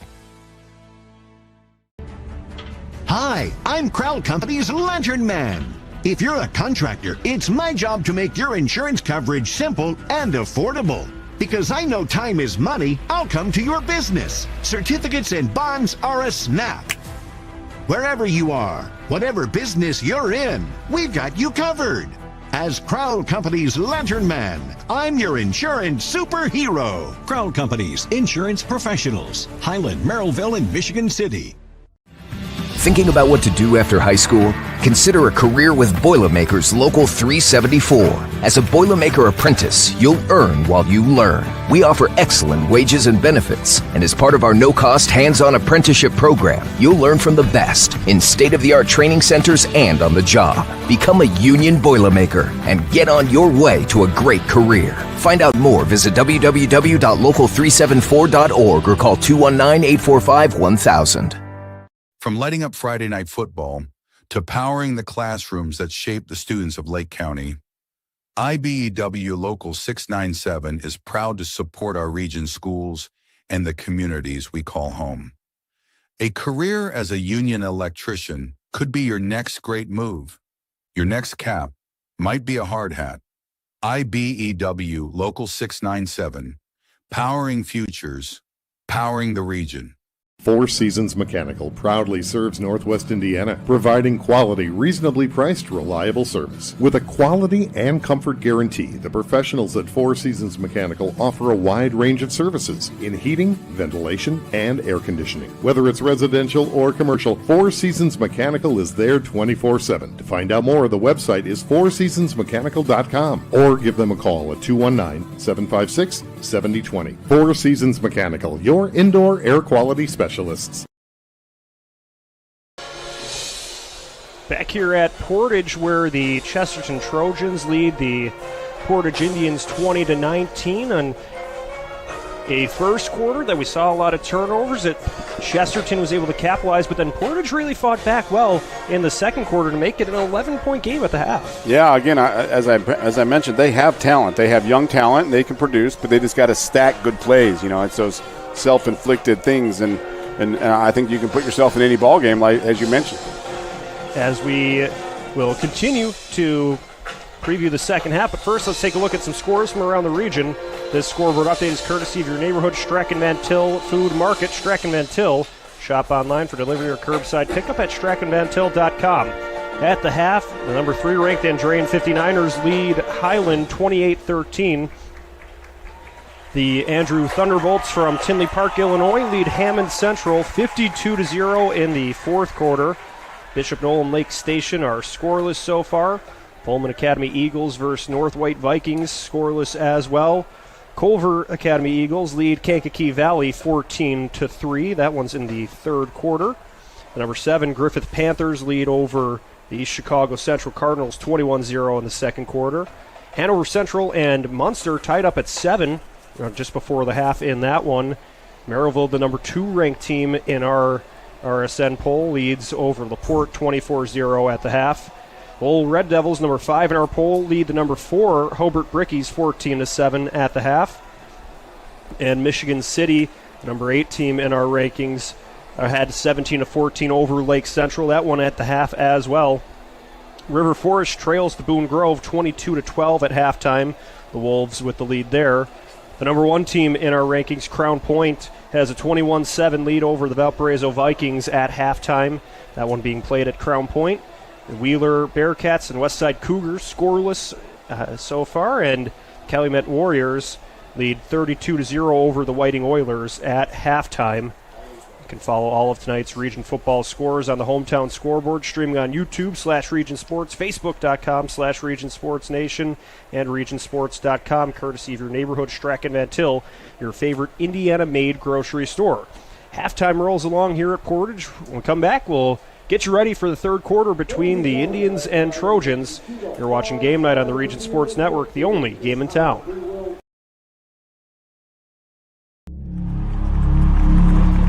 Some see a wrestling match. We see a 6-minute lesson in grit.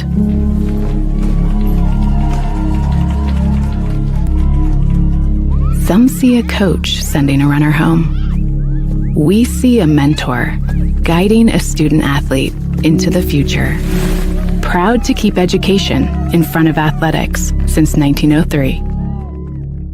With electrical services from Economy Electric Heating and Cooling, you can radiate the perfect amount of light and energy into your home. From rewiring and code upgrades to ceiling fans, lighting, security, and more, Economy Electric Heating and Cooling's trained electricians will make sure you can enjoy your home on full power all the time. For a free estimate on electrical work, call Economy Electric Heating and Cooling at 219-923-4441, and you can visit them on the web at 4ajobdoneright.com. That's the number 4ajobdoneright.com. Earn while you learn from the best hands in the business. The Bricklayers Allied Craftworkers for Indiana Kentucky Apprenticeship. That's right, this is a paid apprenticeship. I'm getting an education while learning a trade and getting paid for it. The thing that surprised me the most about this apprenticeship program is the respect I have received after the proper time and training. Classes start soon, so apply now. There are training centers throughout Indiana and Kentucky. We are the Bricklayers and Allied Craftworkers for Indiana Kentucky Apprenticeship. The best hands in the business. Calling all current and future homeowners in the Northwest Indiana area. Whether you're buying or selling, Brent Wright is here to make your real estate journey smooth and successful. With years of experience, personalized service, and a deep knowledge of the market, Brent will help you find the perfect place or get the best deal for your property. Call today at 219-406-7195 and take the first step toward your real estate goals. Contact Brent Wright the right way to buy and sell real estate. When it comes to your money, you deserve more than just numbers on a page. You deserve someone who sees the full picture. Meet Mark Machnick, one of Northwest Indiana's most trusted accounting professionals. Whether you're running a business, planning for retirement, or just trying to make sense of tax season, Mark Machnick, located in Highland, makes it simple, personal, and believe it or not, painless.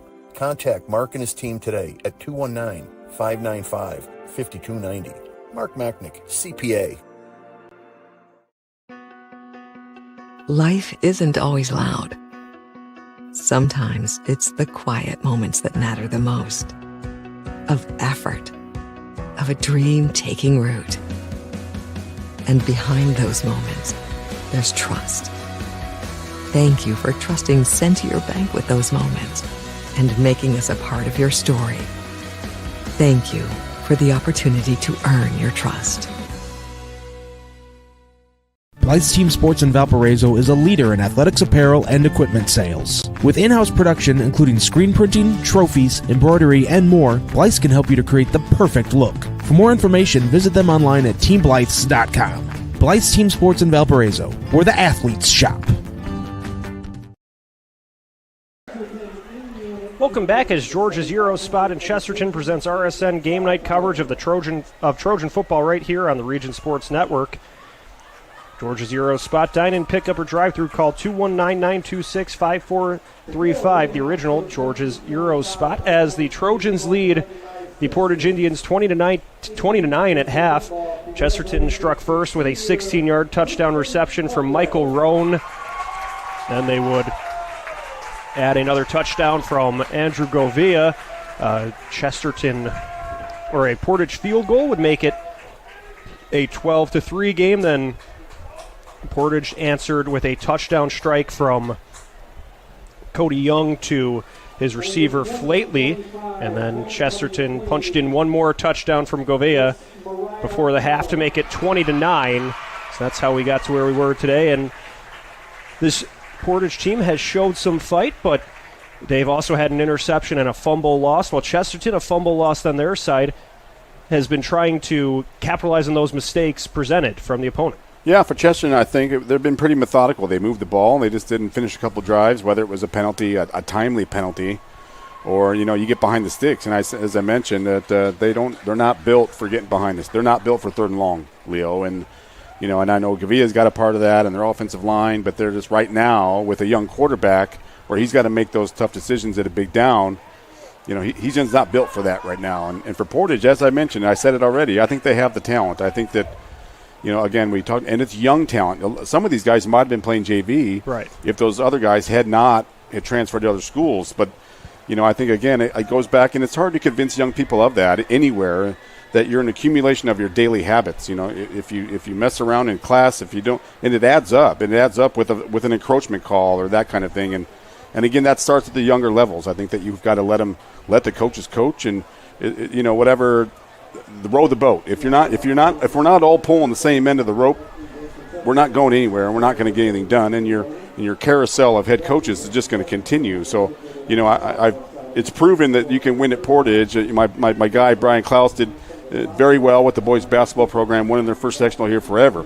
So he's proven it can be done, but you hold kids accountable, hold staff accountable, and your admin let them coach, right? I mean, again, if you got one person off thinking they're going to do their own thing, and it doesn't work. It just doesn't work that way, and you're, again, as I mentioned, your carousel will continue. So the talent's there. It's not on the kids. It's on the complete body of work. And get things straightened out, and the talent's there, and they can get it done within the next couple of years here if they want to. And we've seen one of the adjustments they've made in game is getting their quarterback going mobile. Corey Young has nearly matched his season rushing total with over 65 yards nearly on one play, and he's been able to set up some longer drives through the ground. He's got talent, man. He's been throwing great footballs. Yeah. Even, you know, couple of his incompletions were either drops or miscommunications, and we've shown he's a dual threat guy, and he might have an opportunity to play at the next level, you know, but he just, as I mentioned, he just hasn't had much help around him with the instability of offensive plans and such, and linemen, and, you know, it's been a little bit of a mixed match, and again, as we said, with the youth that they play with, some of the guys that he came up with are probably gone playing at another school right now for one reason or another. And we've seen that Chesterton will get the ball at the half, so they will look to try to add to this lead. What are some adjustments you're looking for each side as we start the third quarter? I think if you're Chesterton, you just continue your methodical drives, you know, and for Portage, I think it starts with their first stop. You know, we've talked about it before in different sports, but it starts with a stop and a score, right? You got to try to slow Chesterton down here, maybe get a turnover, get the ball back without allowing Chesterton more points, and score and take advantage of it. You got to stack those, you know, quality possessions and hope for the best. So we will have the third quarter when we return. You're watching Game Night on the Region Sports Network, the only game in town.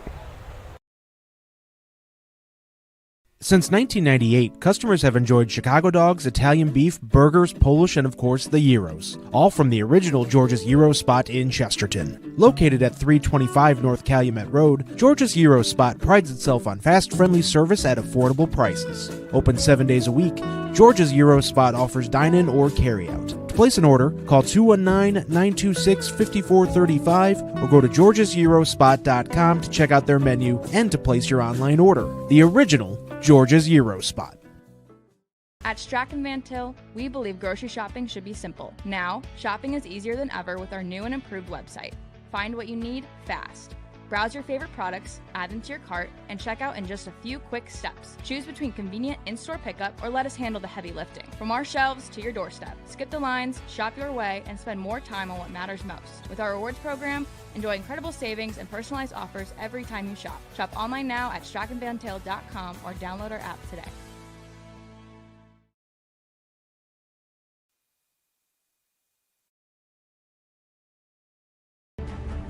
Hi, I'm Crowd Company's Lantern Man. If you're a contractor, it's my job to make your insurance coverage simple and affordable. Because I know time is money, I'll come to your business. Certificates and bonds are a snap. Wherever you are, whatever business you're in, we've got you covered. As Crowd Company's Lantern Man, I'm your insurance superhero. Crowd Company's insurance professionals. Highland, Merrillville, and Michigan City. Thinking about what to do after high school? Consider a career with Boilermakers Local 374. As a Boilermaker apprentice, you'll earn while you learn. We offer excellent wages and benefits, and as part of our no-cost hands-on apprenticeship program, you'll learn from the best in state-of-the-art training centers and on the job. Become a union Boilermaker and get on your way to a great career. Find out more, visit www.local374.org or call 219-845-1000. Back at Portage here, just moments away from the start of the third quarter. Leo Stoudaher and Doug Nelson with you here. For Portage, 0-5 on the season. Following today, they will be on the road next week at Michigan City, then Valparaiso at LaPorte. So it doesn't get any easier in the Duneland for the Indians, but you look at it, they've already faced Crown Point and Merrillville, trying to pick up that first win in the year. They will try to do so either tonight or within those following 3 games. And for Chesterton, 3-2 on the year, 2-1 Duneland play. Following tonight's matchup with Portage, they will be at home for 2 of the next 3 against Lake Central and Crown Point, and then wrap up their season on the road at Merrillville. And you look at this Chesterton team, they started the year 1-2 with losses to Hobart and Michigan City, but now they've been able to respond nicely with back-to-back wins against LaPorte and Valparaiso. Yeah, I think they're getting healthy and they're getting on the same page, right? I think, again, I think that competitive sectional that they're in, any of the 4 teams can win it. Right. LaPorte on a good night, Michigan City, Valpo, and Chesterton. You know, and to be honest, I was a little surprised Chesterton got Valpo last week. You know, and any given night, any of those 4 teams are going to win that section. That first win over Valparaiso since 2015. It was a 24-16 win for the Trojans. Govea had 180 yards on the ground on 38 carries and a touchdown. Boyd accounted for 2 touchdowns as well. Yeah, he's talented, and I thought, you know, Valpo might be able to move the football a little bit against Chesterton, but as we mentioned about the Chesterton defense, they're strong. They kind of bend but don't break right now, giving up the 9 points. Lucas Anderson would seal the game last week with a late interception. So Portage will be kicking off here. This kickoff and all kickoffs are presented by Quintel Incorporated, handling jobs of all sizes throughout the country since 1994.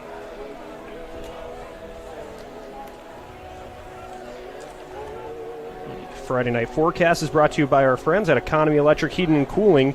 It's 70 degrees here in Portage. There is little to no wind. It is a good night for football as we start the third quarter. Economy Electric Heating and Cooling. Visit with a 24/7 emergency service. Comfort isn't far away. So third time we've seen the kicking unit out for Portage. The first time we saw them with a false start, if you'll call it that, and the second time that onside kick that didn't really go in their favor.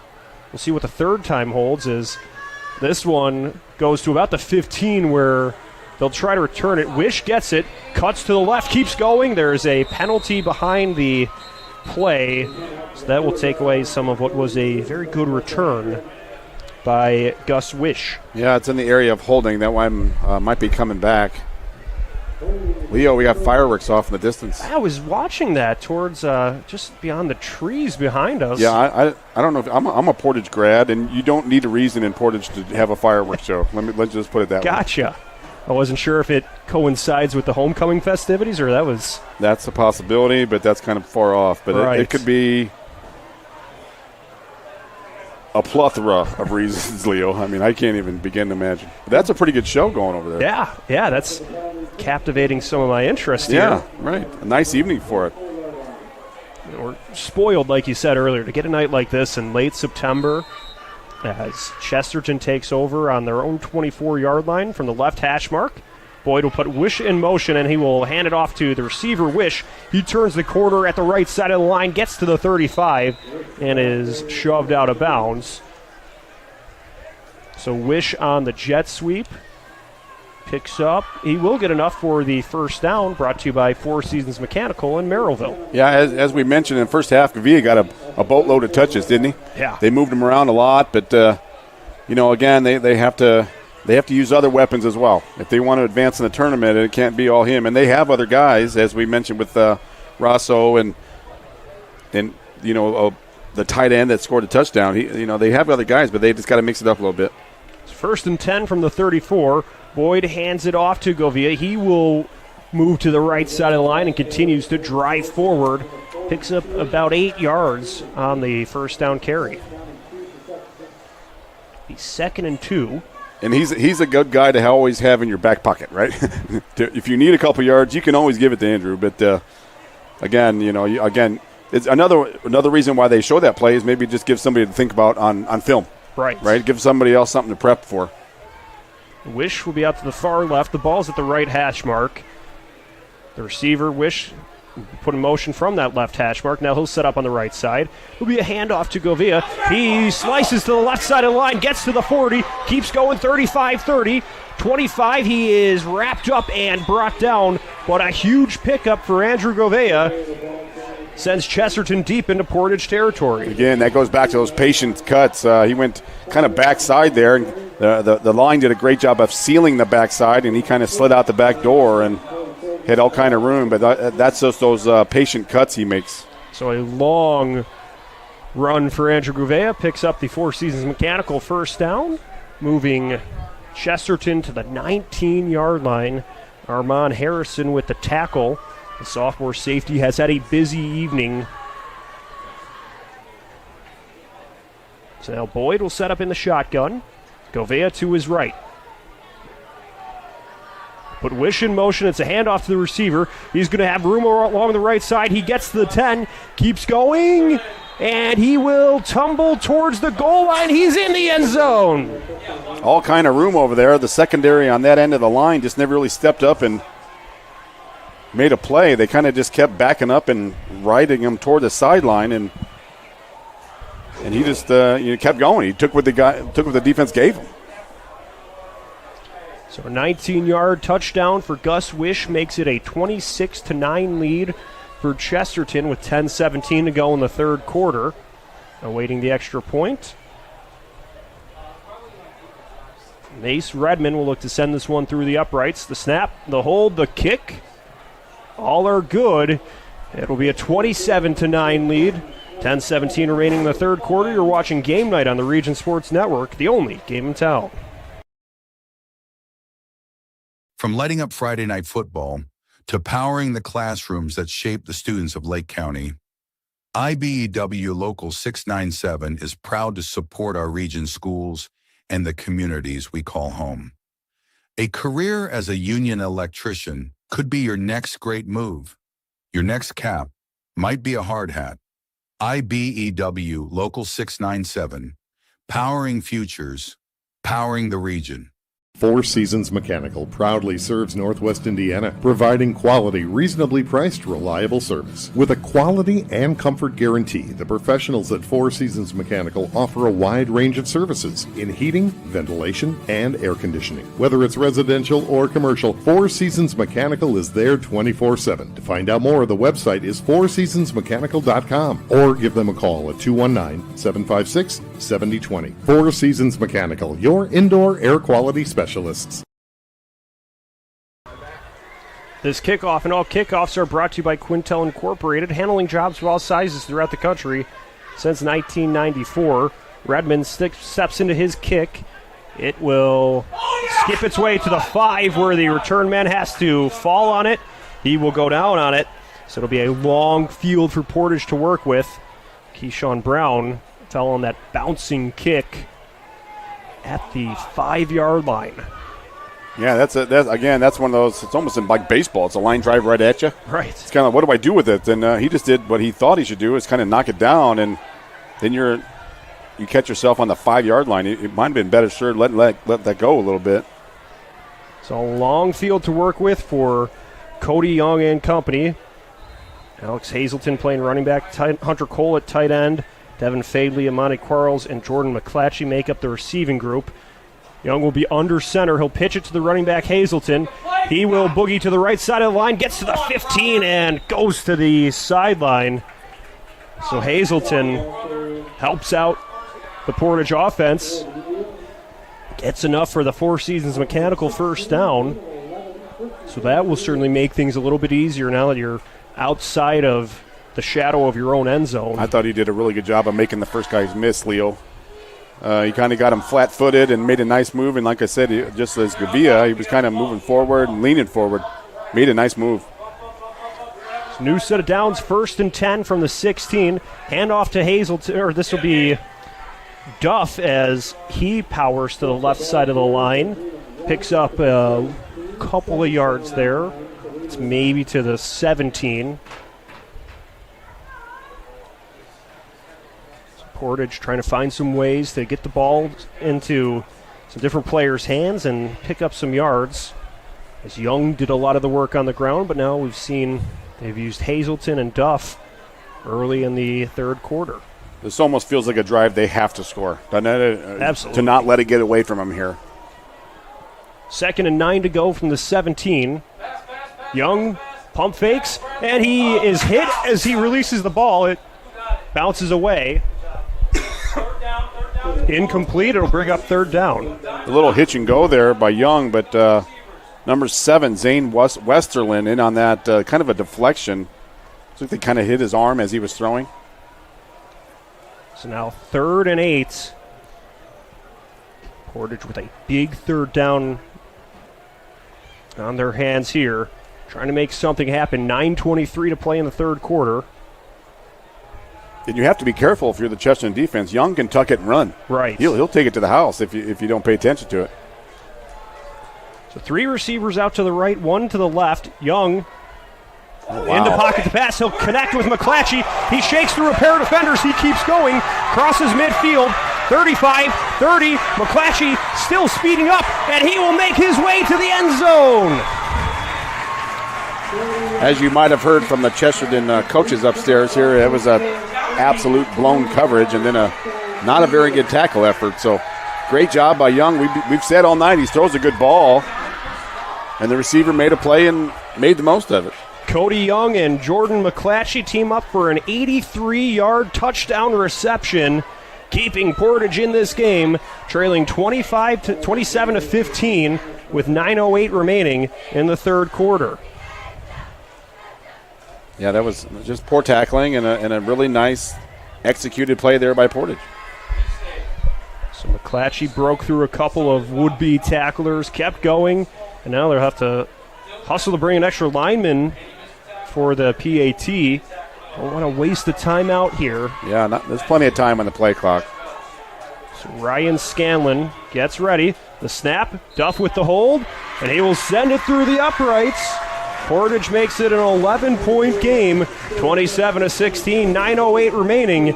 Third quarter action. You're watching Game Night on the Region Sports Network, the only game in town.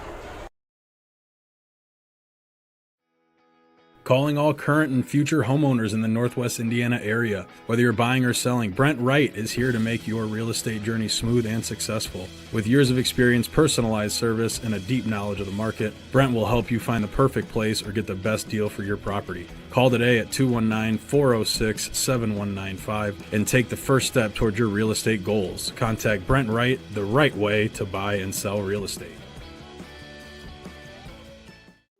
When it comes to your money, you deserve more than just numbers on a page. You deserve someone who sees the full picture. Meet Mark Machnick, one of Northwest Indiana's most trusted accounting professionals. Whether you're running a business, planning for retirement, or just trying to make sense of tax season, Mark Machnick, located in Highland, makes it simple, personal, and believe it or not, painless. Contact Mark and his team today at 219-595-5290. Mark Machnick, CPA. So following the 95-yard touchdown drive, 83 of those yards were picked up on one play from Young to McClatchy. We get ready for this Quintel kickoff. Sponsored by Quintel Incorporated, handling jobs of all sizes since 1994. And the kick goes out of bounds near the 11. Again, Leo, we talked about that. They have to stop. They have to stack, stop, and scores, right? They got to get a stop here to give themselves a chance. I think they can score on Chesterton. They proved that all night, one way or the other, with Young's arm or legs. But it starts with a stop here, though. You got to get a stop somewhere. That drive that scoring play was an impressive bounce-back performance, especially on third down. Now we'll see what the defense can do after, on the last drive, a big pickup from Govea, put them in the red zone, and then Gus Wish did the rest on a jet sweep with a 19-yard touchdown run. So 9:08 remaining in the third quarter. Chesterton takes over on their own 35-yard line. Boyd in the backfield, steps back to pass, and he will run out of time. Portage will get to him in the backfield for a loss. He was looking downfield to Lewis Ruffin, and he kind of got mixed up with double coverage of the Portage secondary, which caused the sack, but it messed up the timing. That was kind of like a one-option route with the play action, but Ruffin got mixed up with some secondary, and I was kind of seeing if they were going to throw a flag, but he never did. I think it was incidental. So a 9-yard loss, 2nd and 19. The ball's now at the 26-yard line. 8 minutes, 24 seconds to play. Boyd gives it to Govea. He will cut to the right, and the defense will get to him.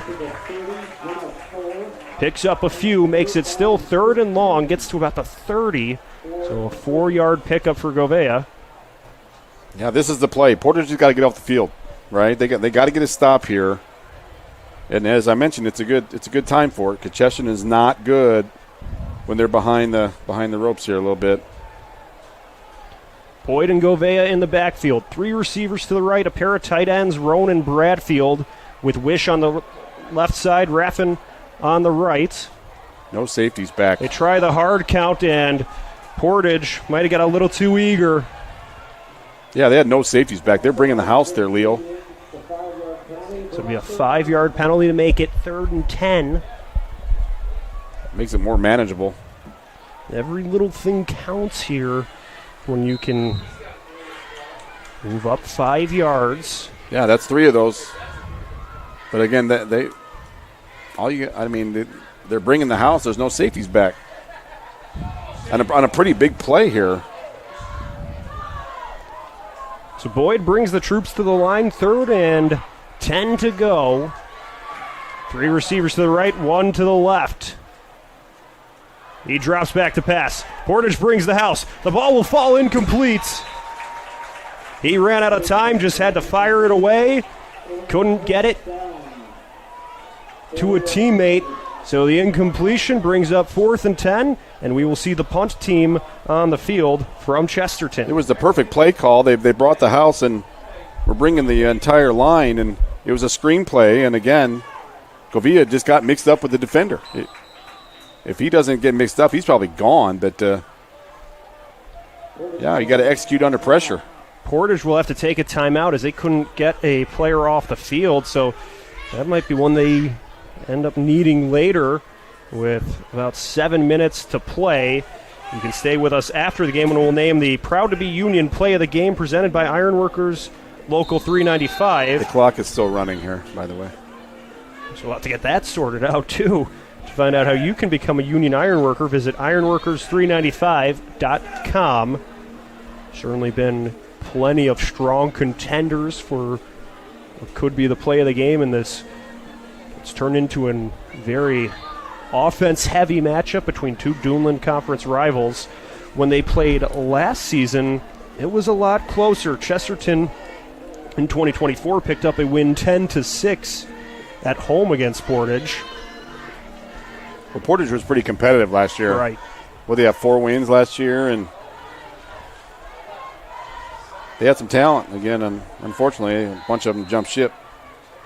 So now we'll see Redmond get ready for the punt.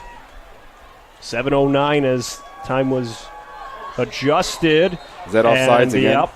Portage jumped off sides ahead of the punt. Leo, that's 4 of those now.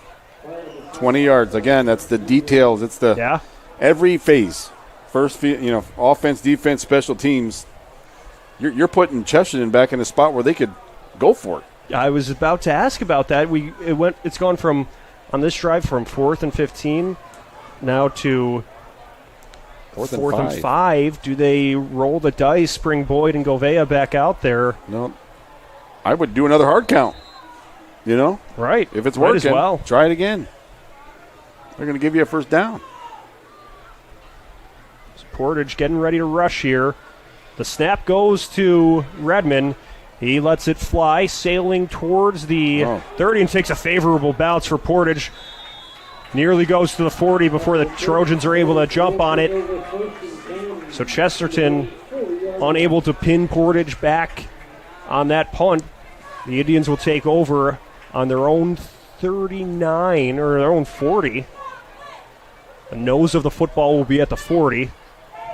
Well, they got the stop we were talking about, right? They're going to make this a ball game. They can make it a one-possession game here. We'll see how they follow it up.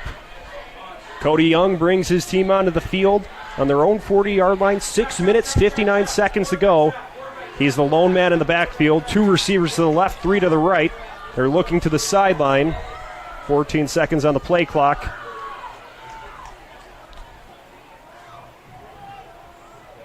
Young will tuck it and run. Goes to the right side of the line. Keeps bouncing forward to the 45 and adds a couple more.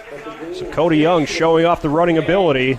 Picks up 6 yards on first down. Yeah, they're clearing that out and trying to empty up that middle and doing Cody Young with a little draw play and design run. Just get those linebackers out middle, chasing all the bunch here.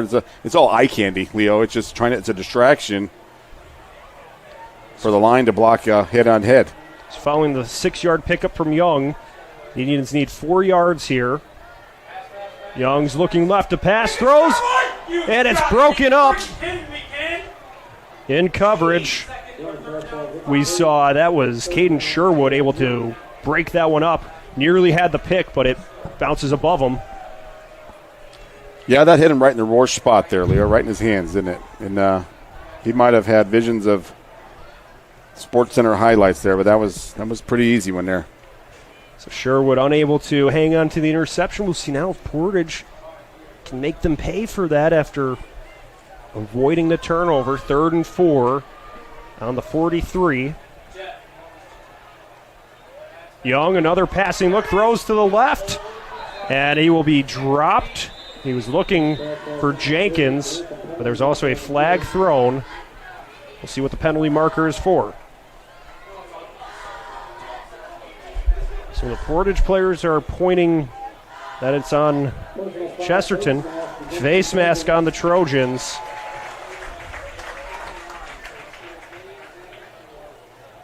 So that will move things forward for Portage. Leo, it's funny, we do this and we talk about it and we've got Friday Night Lights and all excited, but we're still talking about teenage kids. You know what I mean? Right. You just never know what's going to happen. It could be anything, and we've seen that tonight. Right, the unpredictable we've seen about everything, nature, yeah. haven't we? So that will move Portage now to Chesterton's 39. They'll get a new set of downs here. Ball's near the right hash mark. 6 minutes, 6 seconds to play in the third quarter.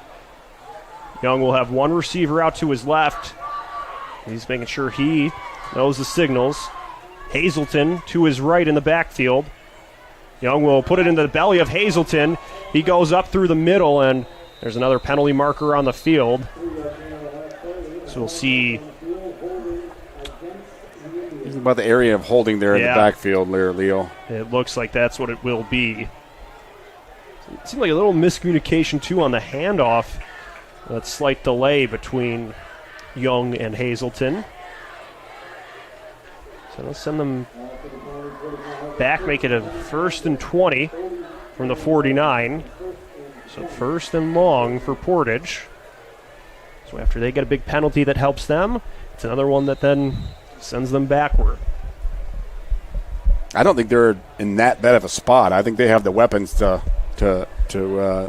still handle this. Right, they could kind of make up for it. Yeah, you don't want to be in this spot, but I don't think there's any room for panic. Young in the shotgun, 1st and long. He will let one fly downfield towards McClatchy, and it is overthrown. Robinson was in on the coverage, prevented McClatchy from getting a path to that football. Yeah, they were picking on that Chesterton cornerback earlier. A couple pass interference plays. And I'm sure, hopefully, at halftime, Coach talked to Robinson a little bit, and so we got to turn and find the ball. If you turn and find the ball, those are not pass interferences. So the incompletion makes it 2nd and long. 5:37 to play in the third quarter. 2 receivers to either side. Young in the backfield. Quarterback takes a snap. He's running out of time. He'll be flushed forward, and he throws it towards Hazelton, who has to leap up, trying to make an acrobatic catch, but was reaching backward and couldn't quite locate the football. As I mentioned, that's why 1st and long, I think they're okay because of that kind of ability, but you still got to finish it. Right, they were able to scheme him open. Yeah, but then you got to finish the play. So back-to-back incompletions. It's still 3rd and 20 from the 49. They need to get it to the 29. Well, here I think you maybe try to get half of it, right? Don't try to get it all. Sure. Young rolling to his right. Floats one downfield. He was looking for Keyshawn Brown. It'll be incomplete. It drops a couple yards in front of him. I think that might have been a mix-up by one of those 2 receivers. They were right next to each other. Somebody in the middle was open. I think somebody might have possibly could have run a post pattern there as opposed to 2 slant outs, and it was just, again, a good ball. There's just too much traffic. It's 4th and long. Portage will send out the punt team. 5:24 remaining in the third quarter. So following the big stop defensively, they were not able to follow it up with points. And now the punt from Scanlon skips at the 15. It'll be scooped up. Robinson tries to make something happen here, and he will be taken down at the 19. Again, Leo, they got to try to get a stop. Stay in this ball game. 2-possession game right now. Still a long way to go. I feel like a big play's coming. One way or the other. We'll see Hunter Boyd and the rest of this Chesterton offense taking the field on the 20. So 80 yards to go. 5 minutes, 11 seconds remaining in the third quarter. They lead 27-16. Try to keep this game out of reach for Portage, who's looking for the win on homecoming.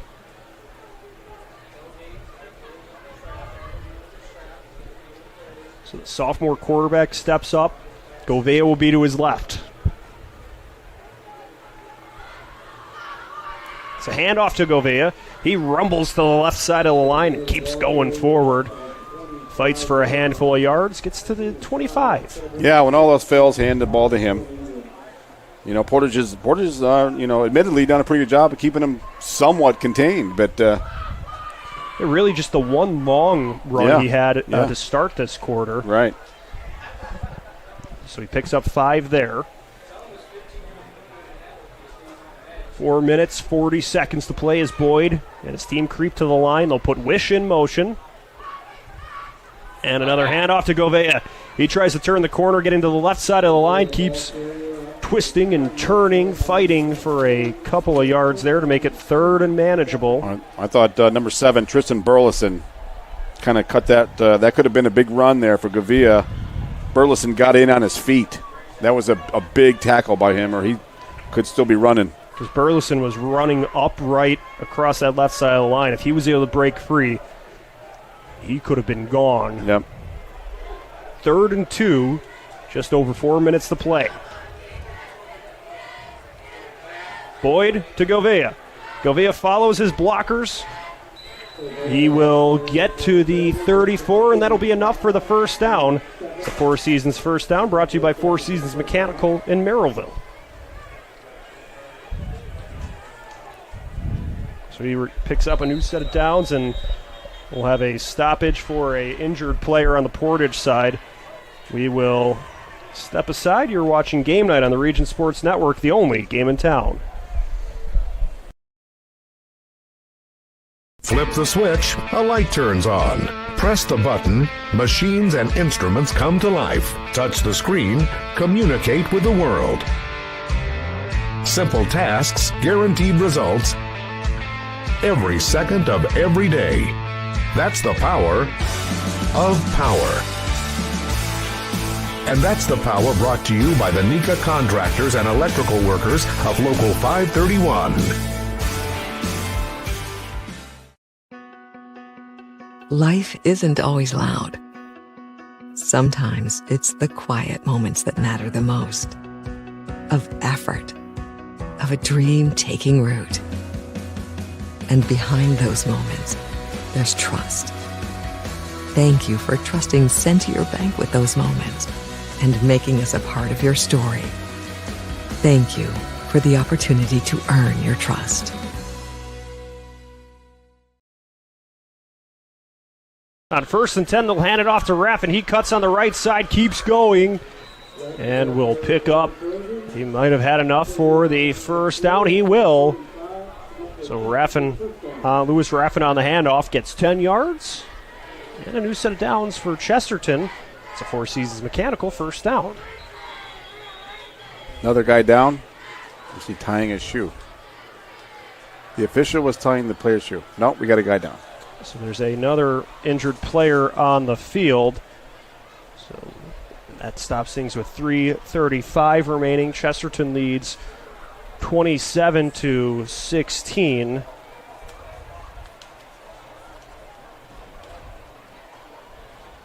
Visit regionsports.com, Facebook /Region Sports Nation, Instagram and Region Sports Network YouTube for this week's Home Improvement Top 10 presented by Enigenberg Exteriors. Enigenberg Exteriors for all of your home exterior needs. Visit ebergexteriors.com. Chesterton 9th in that poll, trying to keep their spot in the rankings in what's been a competitive Duneland Conference field. Check out the IBEW Local 697 electrifying plays from this week's football action. Visit regionsports.com, Facebook /Region Sports Nation, or on Instagram. The electrifying plays presented by IBEW Local 697. Visit IBEW697.org to find out how you can start a career as a union electrician. There's certainly been several candidates for those top plays this evening as the injured Chesterton player helped back to the sideline. The Trojans will take over with a new set of downs on their own 45. 3:35 to play in the third quarter. Boyd in the backfield with Govea to his left. There's a tight end in front of them. It's a handoff to Govea. He dives forward, going towards midfield. He'll be brought down at the 49. This is why I say when you go back to that old school, another guy down. Old school touch vibe of Govea, he's a clock killer, right? He's like a human rain delay. Can stay with Region Sports after the game as we send it back to the Centier Bank studio. RSN will recap all of tonight's action from around the region, all from the Centier Bank studio. Leo, if I had to ask you, of the teams you've seen this year, who do you think might make the most? I mean, Crown Point's the obvious. You can't say Crown Point. Okay. They don't count. Outside of Crown Point, who do you think could make the deepest run to Indy? I've been very impressed with Merrillville. Maybe that's another easy pick, but I've seen them a couple times this year, and they seem to have more of a balanced offense this year where they've added more in the passing game, where last year it was a lot of a ground game offense with J.Q. Johnson and Cameron Jordan. Now they've kind of moved Jordan to that receiving role, and that's made the offense pretty dynamic. Michael Hill is a good dual-threat quarterback. I've been very impressed with the Merrillville offense, and not to mention their defense, too, forces a lot of turnovers and tackles for loss. Yeah, I agree. I like Merrillville. I said Merrillville early on. I thought they might challenge Crown Point this year. Boy, was I wrong. But I think the Pirates just have it going on, and it's hard. And their sectional is very winnable.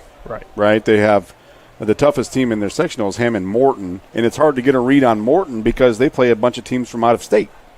Because I think Hammond Morton's pretty good. They beat Portage 35-7 to start the year.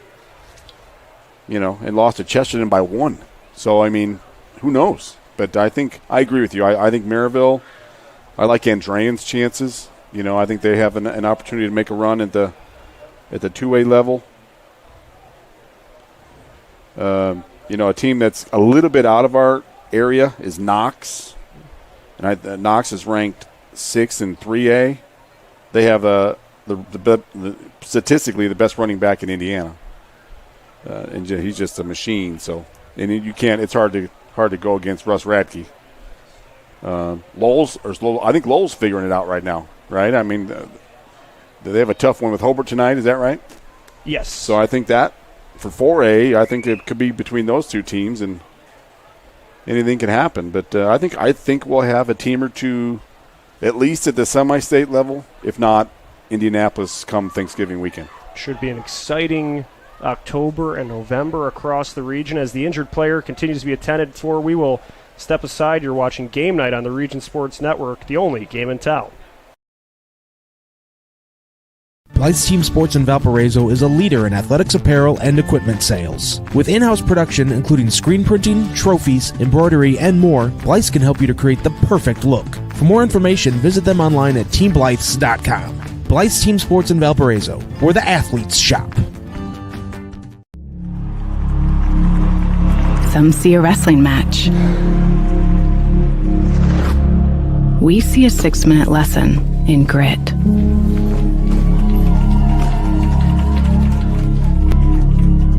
Some see a coach sending a runner home. We see a mentor guiding a student athlete into the future. Proud to keep education in front of athletics since 1903.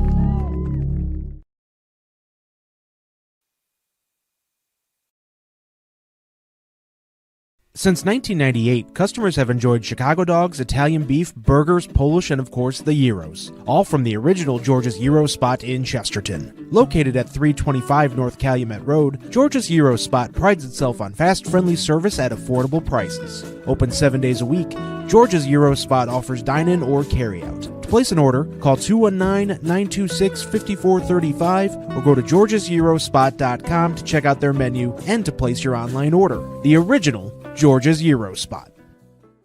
At Strachan Van Til, we believe grocery shopping should be simple. Now, shopping is easier than ever with our new and improved website. Find what you need fast. Browse your favorite products, add them to your cart, and check out in just a few quick steps. Choose between convenient in-store pickup or let us handle the heavy lifting. From our shelves to your doorstep. Skip the lines, shop your way, and spend more time on what matters most. With our rewards program, enjoy incredible savings and personalized offers every time you shop. Shop online now at strachanvantil.com or download our app today.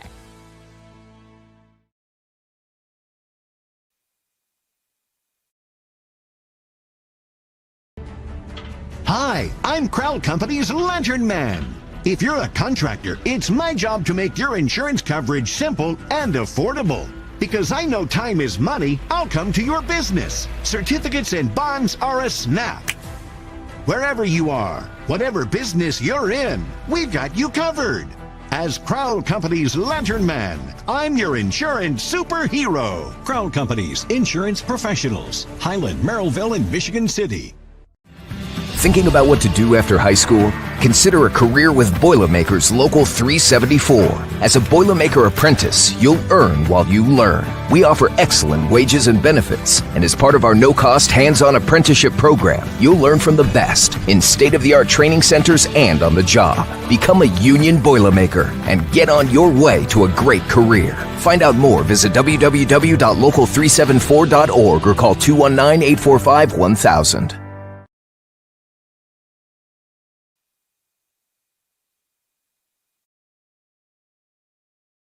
From lighting up Friday night football to powering the classrooms that shape the students of Lake County, IBEW Local 697 is proud to support our region's schools and the communities we call home. A career as a union electrician could be your next great move. Your next cap might be a hard hat. IBEW Local 697, powering futures, powering the region.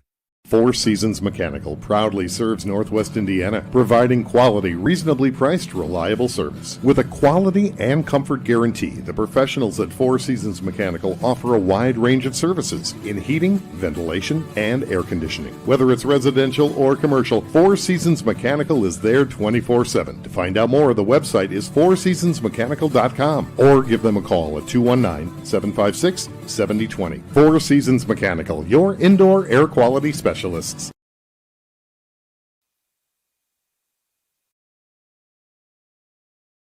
With electrical services from Economy Electric Heating and Cooling, you can radiate the perfect amount of light and energy into your home. From rewiring and code upgrades to ceiling fans, lighting, security, and more, Economy Electric Heating and Cooling's trained electricians will make sure you can enjoy your home on full power all the time. For a free estimate on electrical work, call Economy Electric Heating and Cooling at 219-923-4441, and you can visit them on the web at forajobdoneright.com. That's the number 4ajobdoneright.com. Earn while you learn from the best hands in the business. The Bricklayers Allied Craftworkers for Indiana Kentucky Apprenticeship. That's right, this is a paid apprenticeship. I'm getting an education while learning a trade and getting paid for it. The thing that surprised me the most about this apprenticeship program is the respect I have received after the proper time and training. Classes start soon, so apply now. There are training centers throughout Indiana and Kentucky. We are the Bricklayers and Allied Craftworkers for Indiana Kentucky Apprenticeship. The best hands in the business.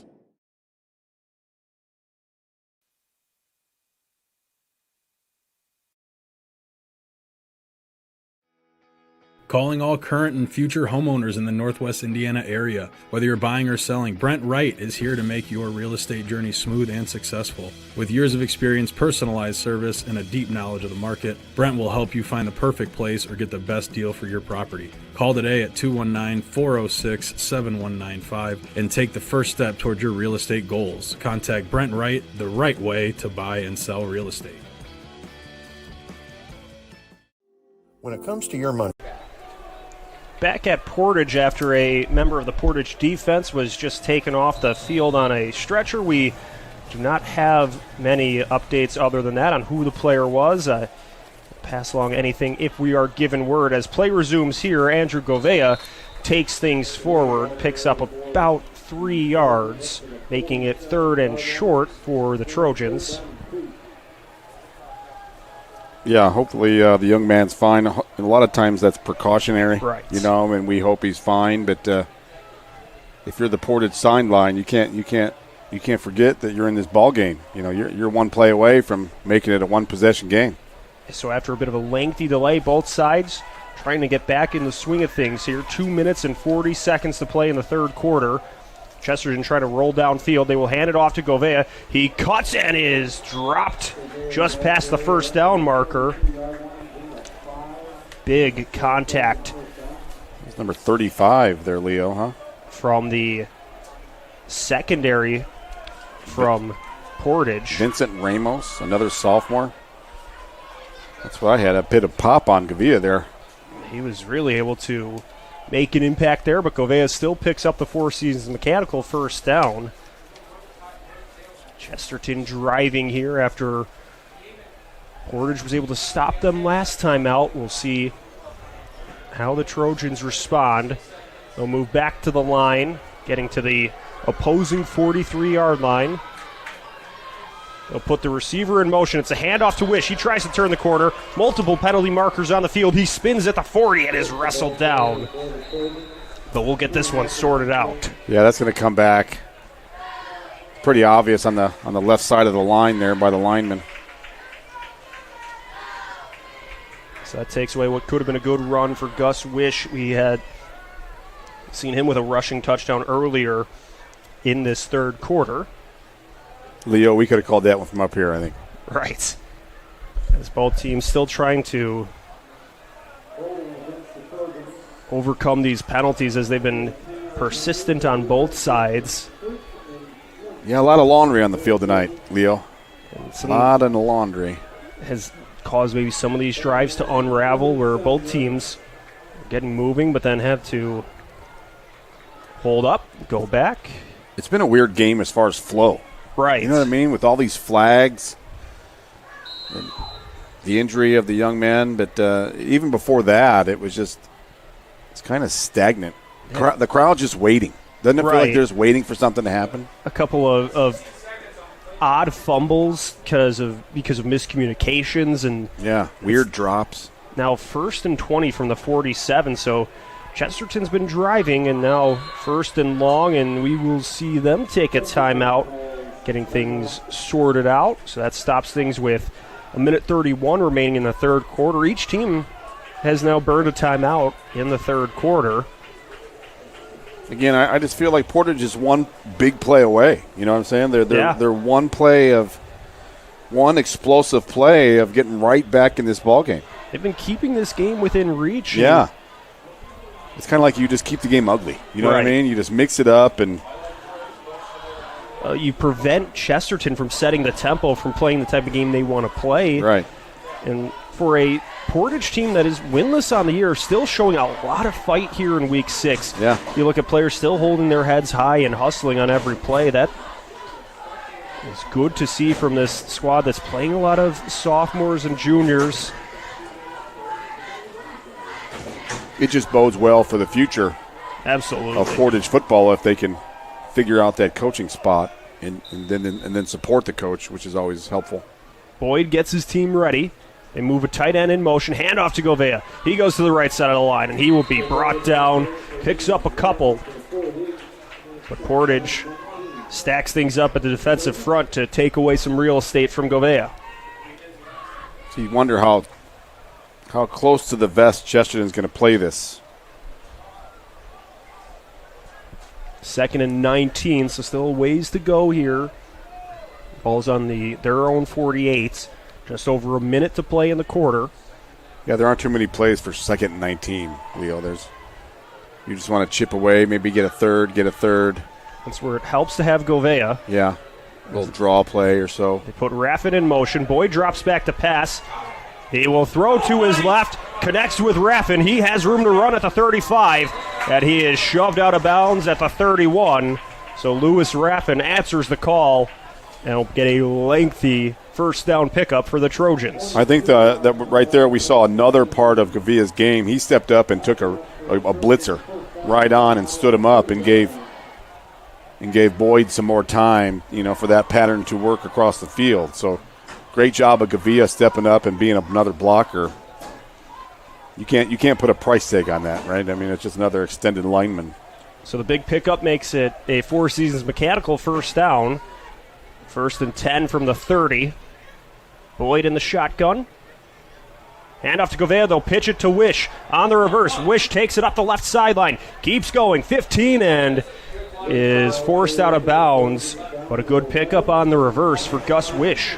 Again, that was great downfield blocking by number 15, Lewis Raffin. Again, without holding. That's an easy one to hold on because you really don't know where the guy with the ball is.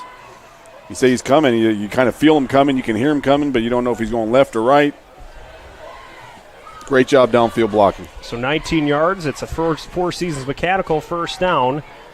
The Trojans will take over on the 11-yard line. Bradford puts Raffin in motion.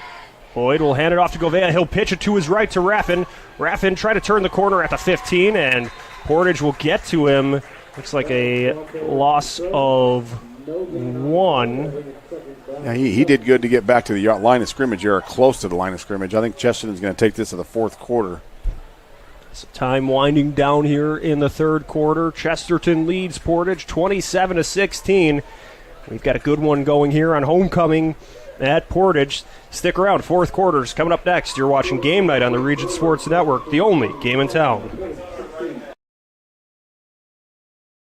Blythe's Team Sports in Valparaiso is a leader in athletics apparel and equipment sales. With in-house production including screen printing, trophies, embroidery, and more, Blythe's can help you to create the perfect look. For more information, visit them online at teamblythes.com. Blythe's Team Sports in Valparaiso, where the athletes shop. Some see a wrestling match. We see a 6-minute lesson in grit.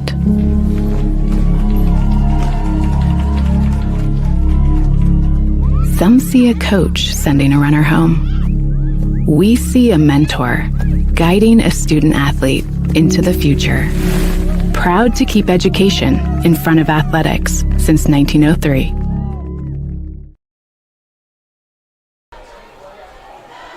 Fourth quarter about to begin here at Portage. Leo Staudaher, Doug Nelson with you on the call. Joey Henrich doing a great job producing. Thomas Marsh capturing all the action on camera. As we've had a good battle between two Duneland rivals, Chesterton and Portage. The Trojans lead 27-16, and they're driving. Now they have it at the 11-yard line, trying to punch it into the end zone. 2nd and 10. Thomas has been spoiled with some nice weather. We've had guys with galoshes out there before. Yeah, he's still got the polo and shorts on tonight, so that's... He's got sunblock on. Oh, boy. And now there's motion at the line, and we'll see who the false start against the Trojans. So they'll go back 5 yards. So after a 1 yard loss on first down, they'll now be moved to 2nd and 16. That's the stuff, Leo. That's why coaches eat a lot of Tums. Out of a timeout or, dead ball. First play of the quarter. First play of the quarter. You just talked it out on the sideline, and we're going to run this, and then they bonehead play. So now they will break the huddle, set up for 2nd and 15. The play clock is dwindling down to 4 seconds. Boyd calling for the motion. The snap, and he didn't get it off. It was not in time. It'll be delay a game on Chesterton, so that will send them back an additional 5 yards. Maybe Portage kind of gave some of the homecoming distraction onto that sideline, because right now it's kind of sloppy. Right.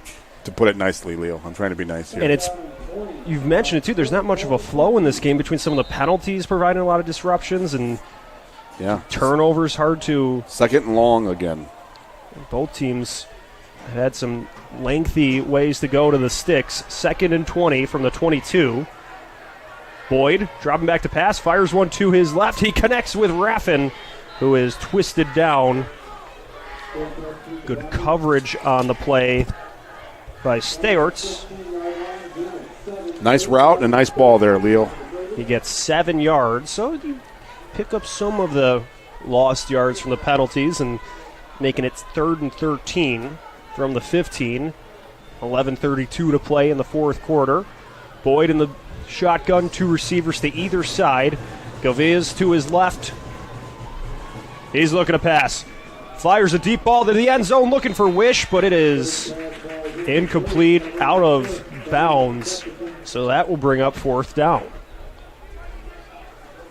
It amazes. I love the Portage defense mentality where they just get up man-to-man and get in your nose, and our guy's going to beat your guy. I mean, I love that,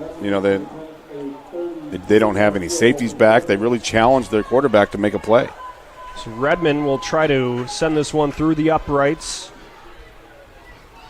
Ball's on the 15. So they'll make it a 32-yard field goal attempt.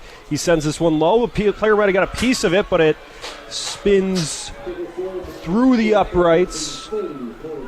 It'll be good, making the score 30-16. Chesterton with the lead, 11:13 to play in the fourth quarter. You're watching Game Night on the Region Sports Network, the only game in town. Since 1998, customers have enjoyed Chicago dogs, Italian beef, burgers, Polish, and of course the gyros, all from the original George's Gyro Spot in Chesterton. Located at 325 North Calumet Road, George's Gyro Spot prides itself on fast, friendly service at affordable prices. Open 7 days a week, George's Gyro Spot offers dine-in or carry-out. To place an order, call 219-926-5435 or go to georgesgyrospot.com to check out their menu and to place your online order. The original George's Gyro Spot. At Strachan Van Til, we believe grocery shopping should be simple. Now, shopping is easier than ever with our new and improved website. Find what you need fast. Browse your favorite products, add them to your cart, and check out in just a few quick steps. Choose between convenient in-store pickup or let us handle the heavy lifting. From our shelves to your doorstep, skip the lines, shop your way, and spend more time on what matters most. With our rewards program, enjoy incredible savings and personalized offers every time you shop. Shop online now at strachanvantil.com or download our app today. On the Quintel kickoff, the Indians are going to take it to about the 26-yard line before he is stood up and brought down. This kickoff and all kickoffs are presented by Quintel Incorporated, handling jobs of all sizes throughout the country since 1994. Well, we'll see how Portage responds. It's still a 2-touchdown game. 14 points. Take your time. You have plenty of time. Right. No hurry. 11:03 to go in the fourth quarter. Portage will take over on their own 28-yard line. Cody Young brings his team to the line of scrimmage. Cole will be the tight end, 2 receivers to the right, 1 receiver to the left. Gibbs in the backfield with Young. Young's looking to pass. He throws right, and that one drops in no man's land near the 40. Like another miscommunication there. He had a couple guys open in different spots, but he was just throwing dead to a spot where he thought the receiver was going to go. So 10:58 to play. It's 2nd and 10. No movement there. First down and completion. So now Young will be under center. They'll have Gibbs behind him. It'll be a pitch to the right to Duff. He floats one downfield, and it's broken up, so they tried the trick play, pitching it to the running back, Duff, who then let it fly, but it goes incomplete. But the difference there was that the corner, Patrick Mochin, he turned around and found the football. Right. You see him there? He turned around and made a play to the ball. There was contact, but if you're making a play for the football, then 9 times out of 10, they're not going to call that. So now, following the incompletion, it is 3rd and 10. They will split a receiver out left, and there's movement at the line. False start against the Indians, so that will send them backwards 5 yards. They were putting Duff in motion, sending him to the left side of the line, and then somebody jumped. 3rd and long. See if Chesterton puts their ears back and goes after Young, but you still got to be careful because he can run it. It makes it dangerous if you're able to flush him out of the pocket and he can take advantage on kind of a broken play. We've seen that a couple times tonight where he can then pick up the first down. Yeah, you still got to contain him, right? You got to keep him inside the pocket a little bit. So Young and Duff in the backfield. They'll put Duff in motion to the left. Young drops back. Lets one fly downfield. It is caught by Cole. He keeps going to the 40, and he'll be brought down at the 31. Hunter Cole, with the long reception, gets the first down for Portage. Yeah, it looks like it's just a little tight end streak. And the linebacker kind of stopped. He stayed with the tight end and kind of stopped like he thought he had help over his head, and he never did. So Hunter Cole gets the Four Seasons Mechanical first down. Cole was the winning pitcher in that upset Portage baseball had over Chesterton in the sectional semifinals. So trying to help play spoiler here on homecoming. Young in the shotgun. 2 receivers to his left. He's rolling left. He's going to keep it. There's a penalty marker thrown. He gets to the 30 and then pushed out of bounds. This one will likely be coming back. It will be against the Indians, so that takes away those yards that Young picked up on the ground there. Yeah, it was like a hold on the backside there, not even the direction he was going.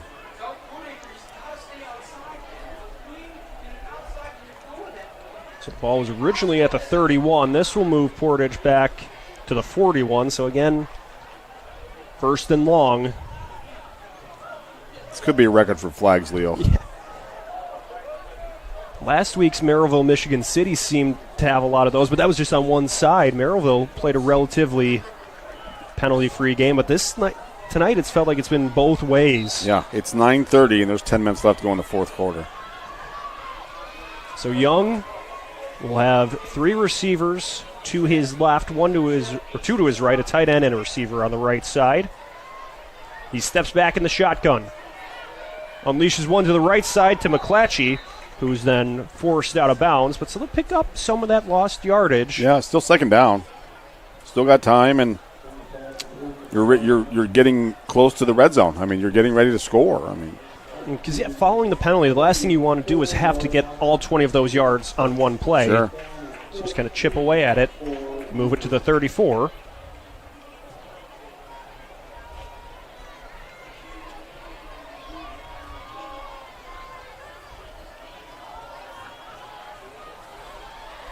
So here's Young.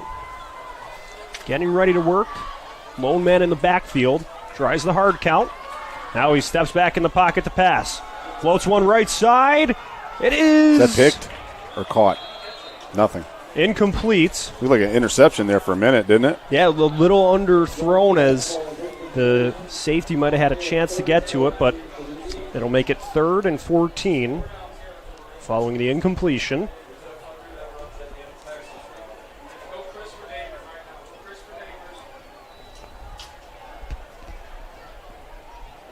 So Young and the Indians break huddle.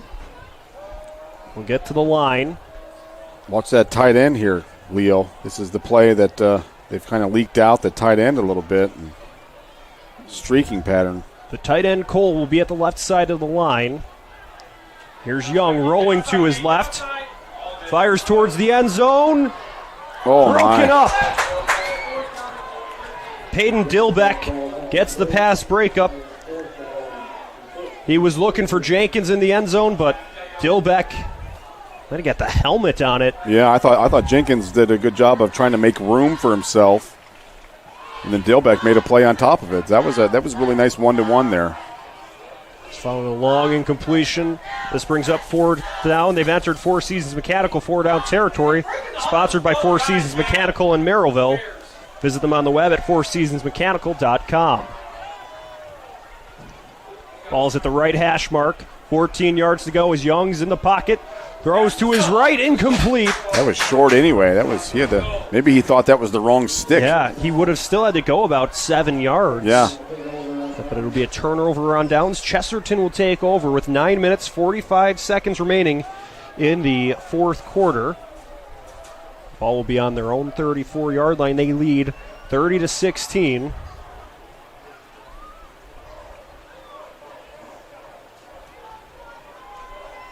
So Hunter Boyd, Andrew Govea, and the rest of the Chesterton offense trying to work downfield, take some time off the clock, and add to this 14-point advantage. Boyd has Govea behind him. He will hand it right off to his running back. He keeps driving, crosses the 40, gets a couple more yards, and is eventually stopped. 8-yard pickup. It'll be 2nd and 2. Yeah, this is when this is Govea time, right? Move the chains, move the clock. Looks to be from the 42-yard line. 43. Boyd works the play clock down to 9. Yeah, he's looking right at that play clock on the north end, waiting for that thing to go down below 3. And now the handoff to Govea. He has some room. He continues to surge forward, crosses the 50, gets down to the opposing 45. So he gets the first down and then some. Andrew Govea with the Four Seasons Mechanical first down. Yeah, this is when those body shots accumulate. We talked about earlier. Defense has been out there all night. Both teams, really. It's been going back and forth. It's just I would like to see the total of penalties we've had tonight. Right. For both sides. And he goes from his 43 to the opposing 43. Or the opposing 46, actually. 2-possession game. Portage cannot fall behind anymore. Right. Need a stop here. Boyd in the pistol. They continue to take the clock all the way down low. Hand off to Govea, right side. He gets to the 40, keeps working towards the sideline where he'll eventually be sent out of bounds. It's 6 yards there. To the 39. So Govea continues to just get things done on the ground for Chesterton. I think Coach Peterson would have been a little happier if he stayed inbounds and keep that clock running a little bit. It stops things with 8 minutes, 11 seconds to play. Here's Boyd. To Govea again. This time he gets to the left side of the line. A couple of Portage defenders will wrap him up, try to take him down. Was it enough for the first down? Pretty close. Let's see where the spot goes here. Demetrius Henderson made first contact. It will be enough for the Four Seasons Mechanical first down. Leo, that was pretty close. That was a... Okay, he got it. Let's go. It's getting late. Move the chains. So, yeah, Chesterton trying to take as much time as possible on this drive. It's a 2-score game, trying to add to that, but also prevent Portage from having the ball.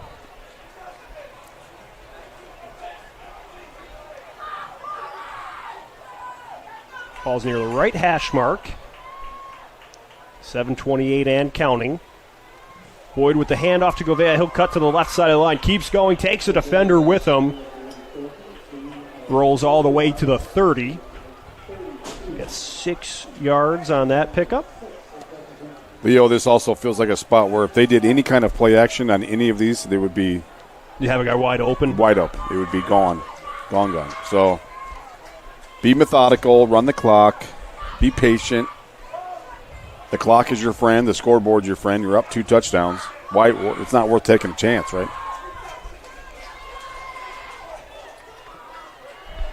So creep up to the line. 9 seconds to snap it. 6 minutes, 40 seconds to play. Bobby Spencer will be in at running back. It'll be a handoff to him. He keeps driving to the right, and he is brought down behind the line by a pair of Portage defenders. Spencer, the senior running back. Looking like number 18 there, Sam Pasovic. Yet another sophomore. And number 24, Ozzy Fuentes, a junior, 5'9", 220, in on that tackle. They can afford to sell out on the run. They can fill the box, fill the gaps, bring some backers. And if Chesterton goes over the top, they go over the top at this point. But you got to roll the dice and take something away. Govea back in at running back, and they will get the Indians to jump off sides. So they'll make it 3rd and 1 following the 5-yard penalty. Just under 6 minutes to play. Chesterton trying to hang on and pick up a tough Goonland Conference victory. And I think I kind of give Chesterton a little bit of advantage in that sectional because the weather at some point will go south. Right. And Govea is the guy you want the ball. It's hard to throw the ball with snow and sleet and rain and everything else, but it's easier to run it. Thomas, our cameraman, will not be wearing shorts in the playoffs as this one's lofted downfield to Wish, and he makes the leaping catch. Yeah, that play, as I mentioned, that's been here whenever they wanted it. But, yeah, the ability to run the football gets very important in the postseason. In October, November, yeah. And that's what we've seen from some of these teams that have made the deep runs after that Four Seasons mechanical first down, whether it be Crown Point these last couple of years with that run game. Sure. Merrillville making it to sectional or semi-state last year with their 2,000-yard rushers. Running the ball doesn't go out of style in the postseason. 1st and goal from the 7 for Chesterton. It's kind of funny because then you get to Indy in a dome. Right. And now you can throw again. Yeah. You know. Here's Boyd. Govea to his left. Working things under 5 minutes. Now the handoff to Govea. He shimmies to the left side of the line. Keeps going, and he is thrown down just shy of the goal line.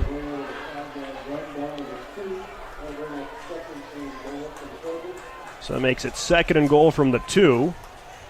Well, I think this goes along with the fact that, as you mentioned earlier, Portage isn't quitting. Right. They're fighting and tackling, and they could have easily, pulled up the tents and been done here tonight, but they're still competing, even down 2 touchdowns with 4 minutes left to go. It's good to see a lot of sophomores and juniors still showing that fight at the end of the game. Positive body language from a lot of these players. 2nd and goal from the 2.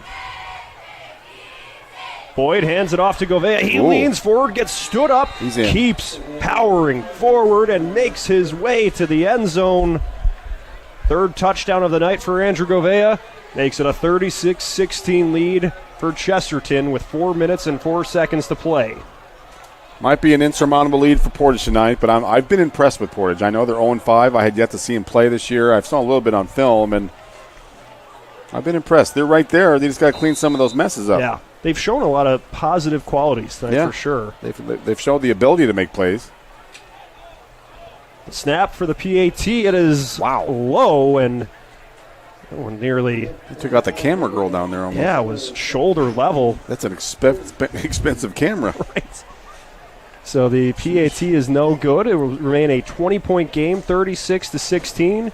Late in the 4th quarter, you're watching Game Night on the Region Sports Network, the only game in town.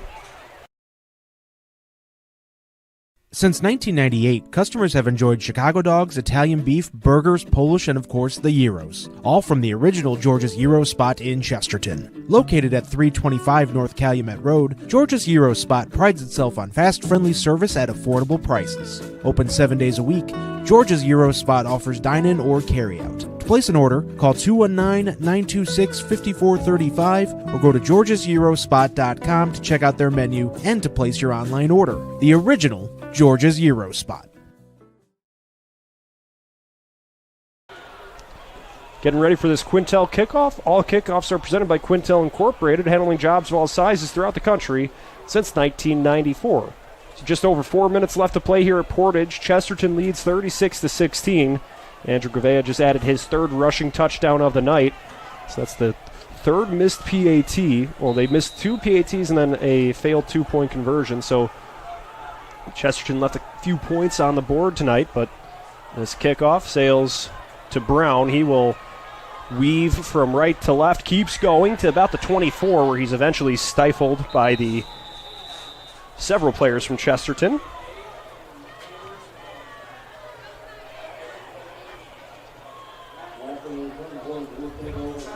As I mentioned, Keyshawn Brown was a guy I had. I spent a couple years at Figley Middle School, and Keyshawn was always making me laugh. So he makes his way back to the sideline. He's had a couple nice kickoff returns tonight. And so another underclassman contributing for Portage. Yeah, they have a lot on the roster. So Cody Young, one of the lone seniors on the roster, takes his team back out of the field at their own 25. On the play action, he will connect with Cole. So a senior-to-senior connection. Cole keeps rumbling forward, taking a few defenders with him to the 45. They'll get the first down and then some. Yeah, there's that tight end streak play that Chesterton's had problems covering all night. And the thing is, you know, as film gets around, somebody else will pick up on that. It might be Valpo, it might be Laporte even. Somebody in the section will pick up on that fact that Chesterton has problems with that play. Low snap to Young. He picks it up off the turf, throws it to his right to McClatchy. He tries to dance around a couple of defenders, but is eventually twisted up and brought down for a positive pickup on the passing play. See if Porter's going a little tempo here, no huddle. 3 minutes, 18 seconds to play in the fourth quarter. Portage, on the other hand, sorry, Leo. Portage, on the other hand, is very tough sectional. Crown Point, Lake Central, Penn, and Portage. So no easy games in that one, as a long pass intended for the receiver.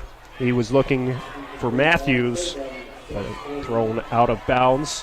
So no easy games in that sectional. No, that is rough. That's the thing about the dueling too. When you're down, it's hard to get back up because everybody else is up here already. You know, so yeah, we looked at that Portage schedule. They've already faced Crown Point and Maryville. You still have Michigan City, Valparaiso, and LaPorte looming. So trying to find when you could get that first win. There's no easy games on that remaining schedule. There's no slouches left because even LaPorte having a rough year, but they got Reed Raymond, who's again a top running back in the league, and you got to find a way to stop him.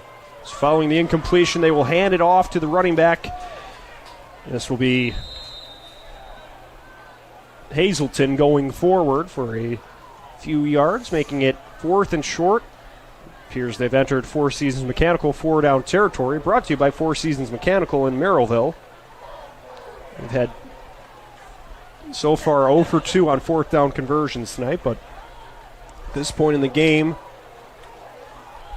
they basically have to go for it. 4th and 2 from the 47. Handoff, and he will be stopped nice in the play back. In the backfield there. Sorry, Leo. Hazelton had nowhere to go, so another 4th down stop for the Chesterton defense. That will bring Boyd and company out with 2 minutes and 20 seconds remaining and a 20-point lead. Just a couple Gavillas up the middle. So they should be able to wrap this one up here late in the fourth quarter, but a big job by Chesterton prevailing here after a lot of things maybe didn't go their way early on with the penalties and whatnot, but a game where there wasn't much tempo or pace, they were still able to keep things going. Yeah, and they held Portage under their average of 19.8 points allowed a game, so that average you get better. Looks like we'll see some of the second team in. Declan Mayer in at quarterback and Bobby Spencer at running back. Mayer hands it off to Spencer, but there was a penalty marker throw. It might surprise you, but there was a penalty thrown there, Leo. Seen that one a couple times tonight. Sheesh. Somebody tell them there's 2 minutes left and everybody's trying to go home. So Chesterton trying to improve to just minutes away from improving to 4-2 on the year. They still have Lake Central, Crown Point, and Maryville. You talk about that weeks 8 and 9. That's a tough stretch to finish up the season, but it gets you ready for playoff football. It does, and again, I mentioned it, but that's gonna be an entertaining sectional, I think.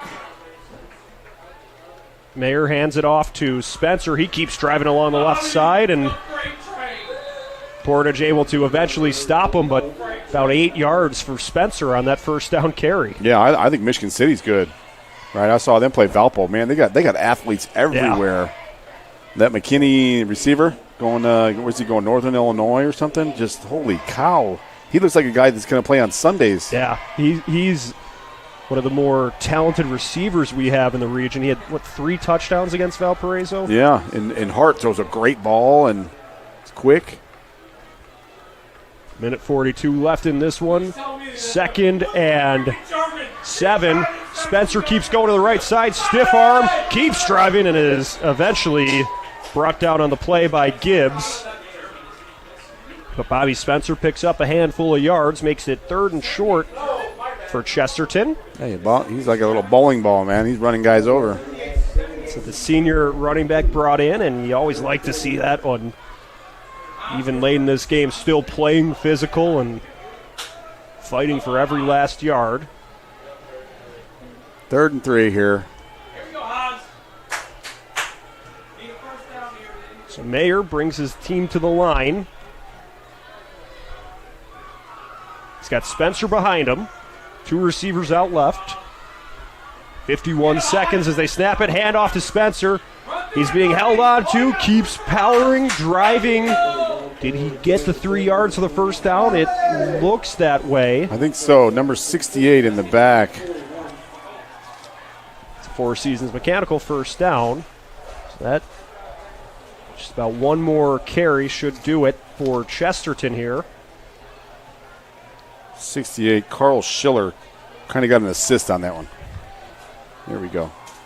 We'll see the Trojans just kneel, and that will be all they need to wrap it up. Chesterton will prevail 36-16 over Portage. So the Trojans improve to 4-2 on the year, while Portage falls to 0-6, but they certainly showed a lot of fight here to keep this one a really entertaining game despite the final score. I think so, Leo. I really do. They're 0-6 now, but they impressed me. Yeah. Again, it's either you're good or you're bad in the DAC. There's no in between, and because of how the depth of the league, and they're getting better. They showed some bright lights where they can get better, and they've made plays, but they just got to stack those plays and then stack a series of plays. And again, that comes with the consistency and daily habits and doing it right every day. So we will hand out some awards, put a bow on this one when we come back. You're watching Game Night on the Region Sports Network, the only game in town. From lighting up Friday night football to powering the classrooms that shape the students of Lake County, IBEW Local 697 is proud to support our region schools and the communities we call home. A career as a union electrician could be your next great move. Your next cap might be a hard hat. IBEW Local 697, powering futures, powering the region. Four Seasons Mechanical proudly serves Northwest Indiana, providing quality, reasonably priced, reliable service. With a quality and comfort guarantee, the professionals at Four Seasons Mechanical offer a wide range of services in heating, ventilation, and air conditioning. Whether it's residential or commercial, Four Seasons Mechanical is there 24/7. To find out more, the website is fourseasonsmechanical.com or give them a call at 219-756-7020. Four Seasons Mechanical, your indoor air quality specialists.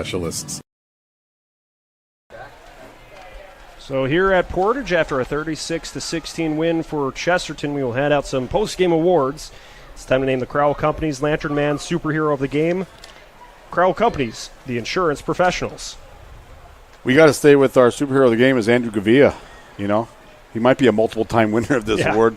We might have to name it after him after a while with the new sponsor. But anyway, God, again, in the past, he's even played both sides of the ball, Leo. So he can do a little bit of everything. I think, like I said, I saw him step up and pick up some blocks to give the quarterback some time. So, and of course, he can carry the football. What, he scored 3 times tonight? 3 touchdowns. Touchdowns, and he does a little bit of everything. So he's our superhero of the game. So now we'll move along to the blue-collar player of the game, brought to you by Boilermakers Local 374.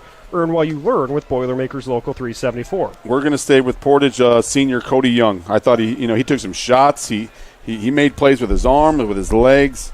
I thought even his misses looked good. So, and again, for his cumulative 4 years of sticking with this, when a bunch of his buddies jump ship, and again, he's my blue-collar player of the game. So now we'll wrap things up. It's time to name the Proud to Be Union Play of the Game, presented by Ironworkers Local 395. To find out how you can become a union ironworker, visit ironworkers395.com. And tonight's Ironworkers 395 Play of the Game tonight was? I went with the second quarter, about a minute 20 left.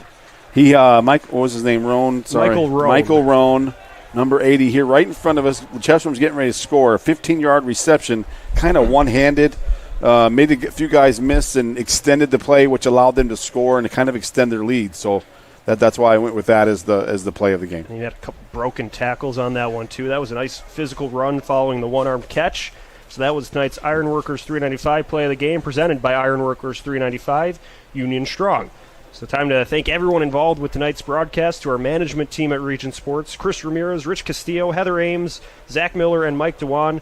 My broadcast partner, Doug Nelson, to our producer, Joey Henrich, doing a great job handling everything and keeping us on air, to Thomas Marsh, capturing all the action on camera, to the coaches of each side, Mark Peterson of Chesterton and Tony Klimzak from Portage, to the athletic directors, Chesterton's Jeff Hamstra and Portage's Brett St. Tremaine, and to the viewers at Facebook/Region Sports Nation, YouTube/Region Sports and RegionSports.com, and the IHSAA Champions Network. This is Leo Staudaher thanking you for watching Game Night on the Region Sports Network, the only game in town.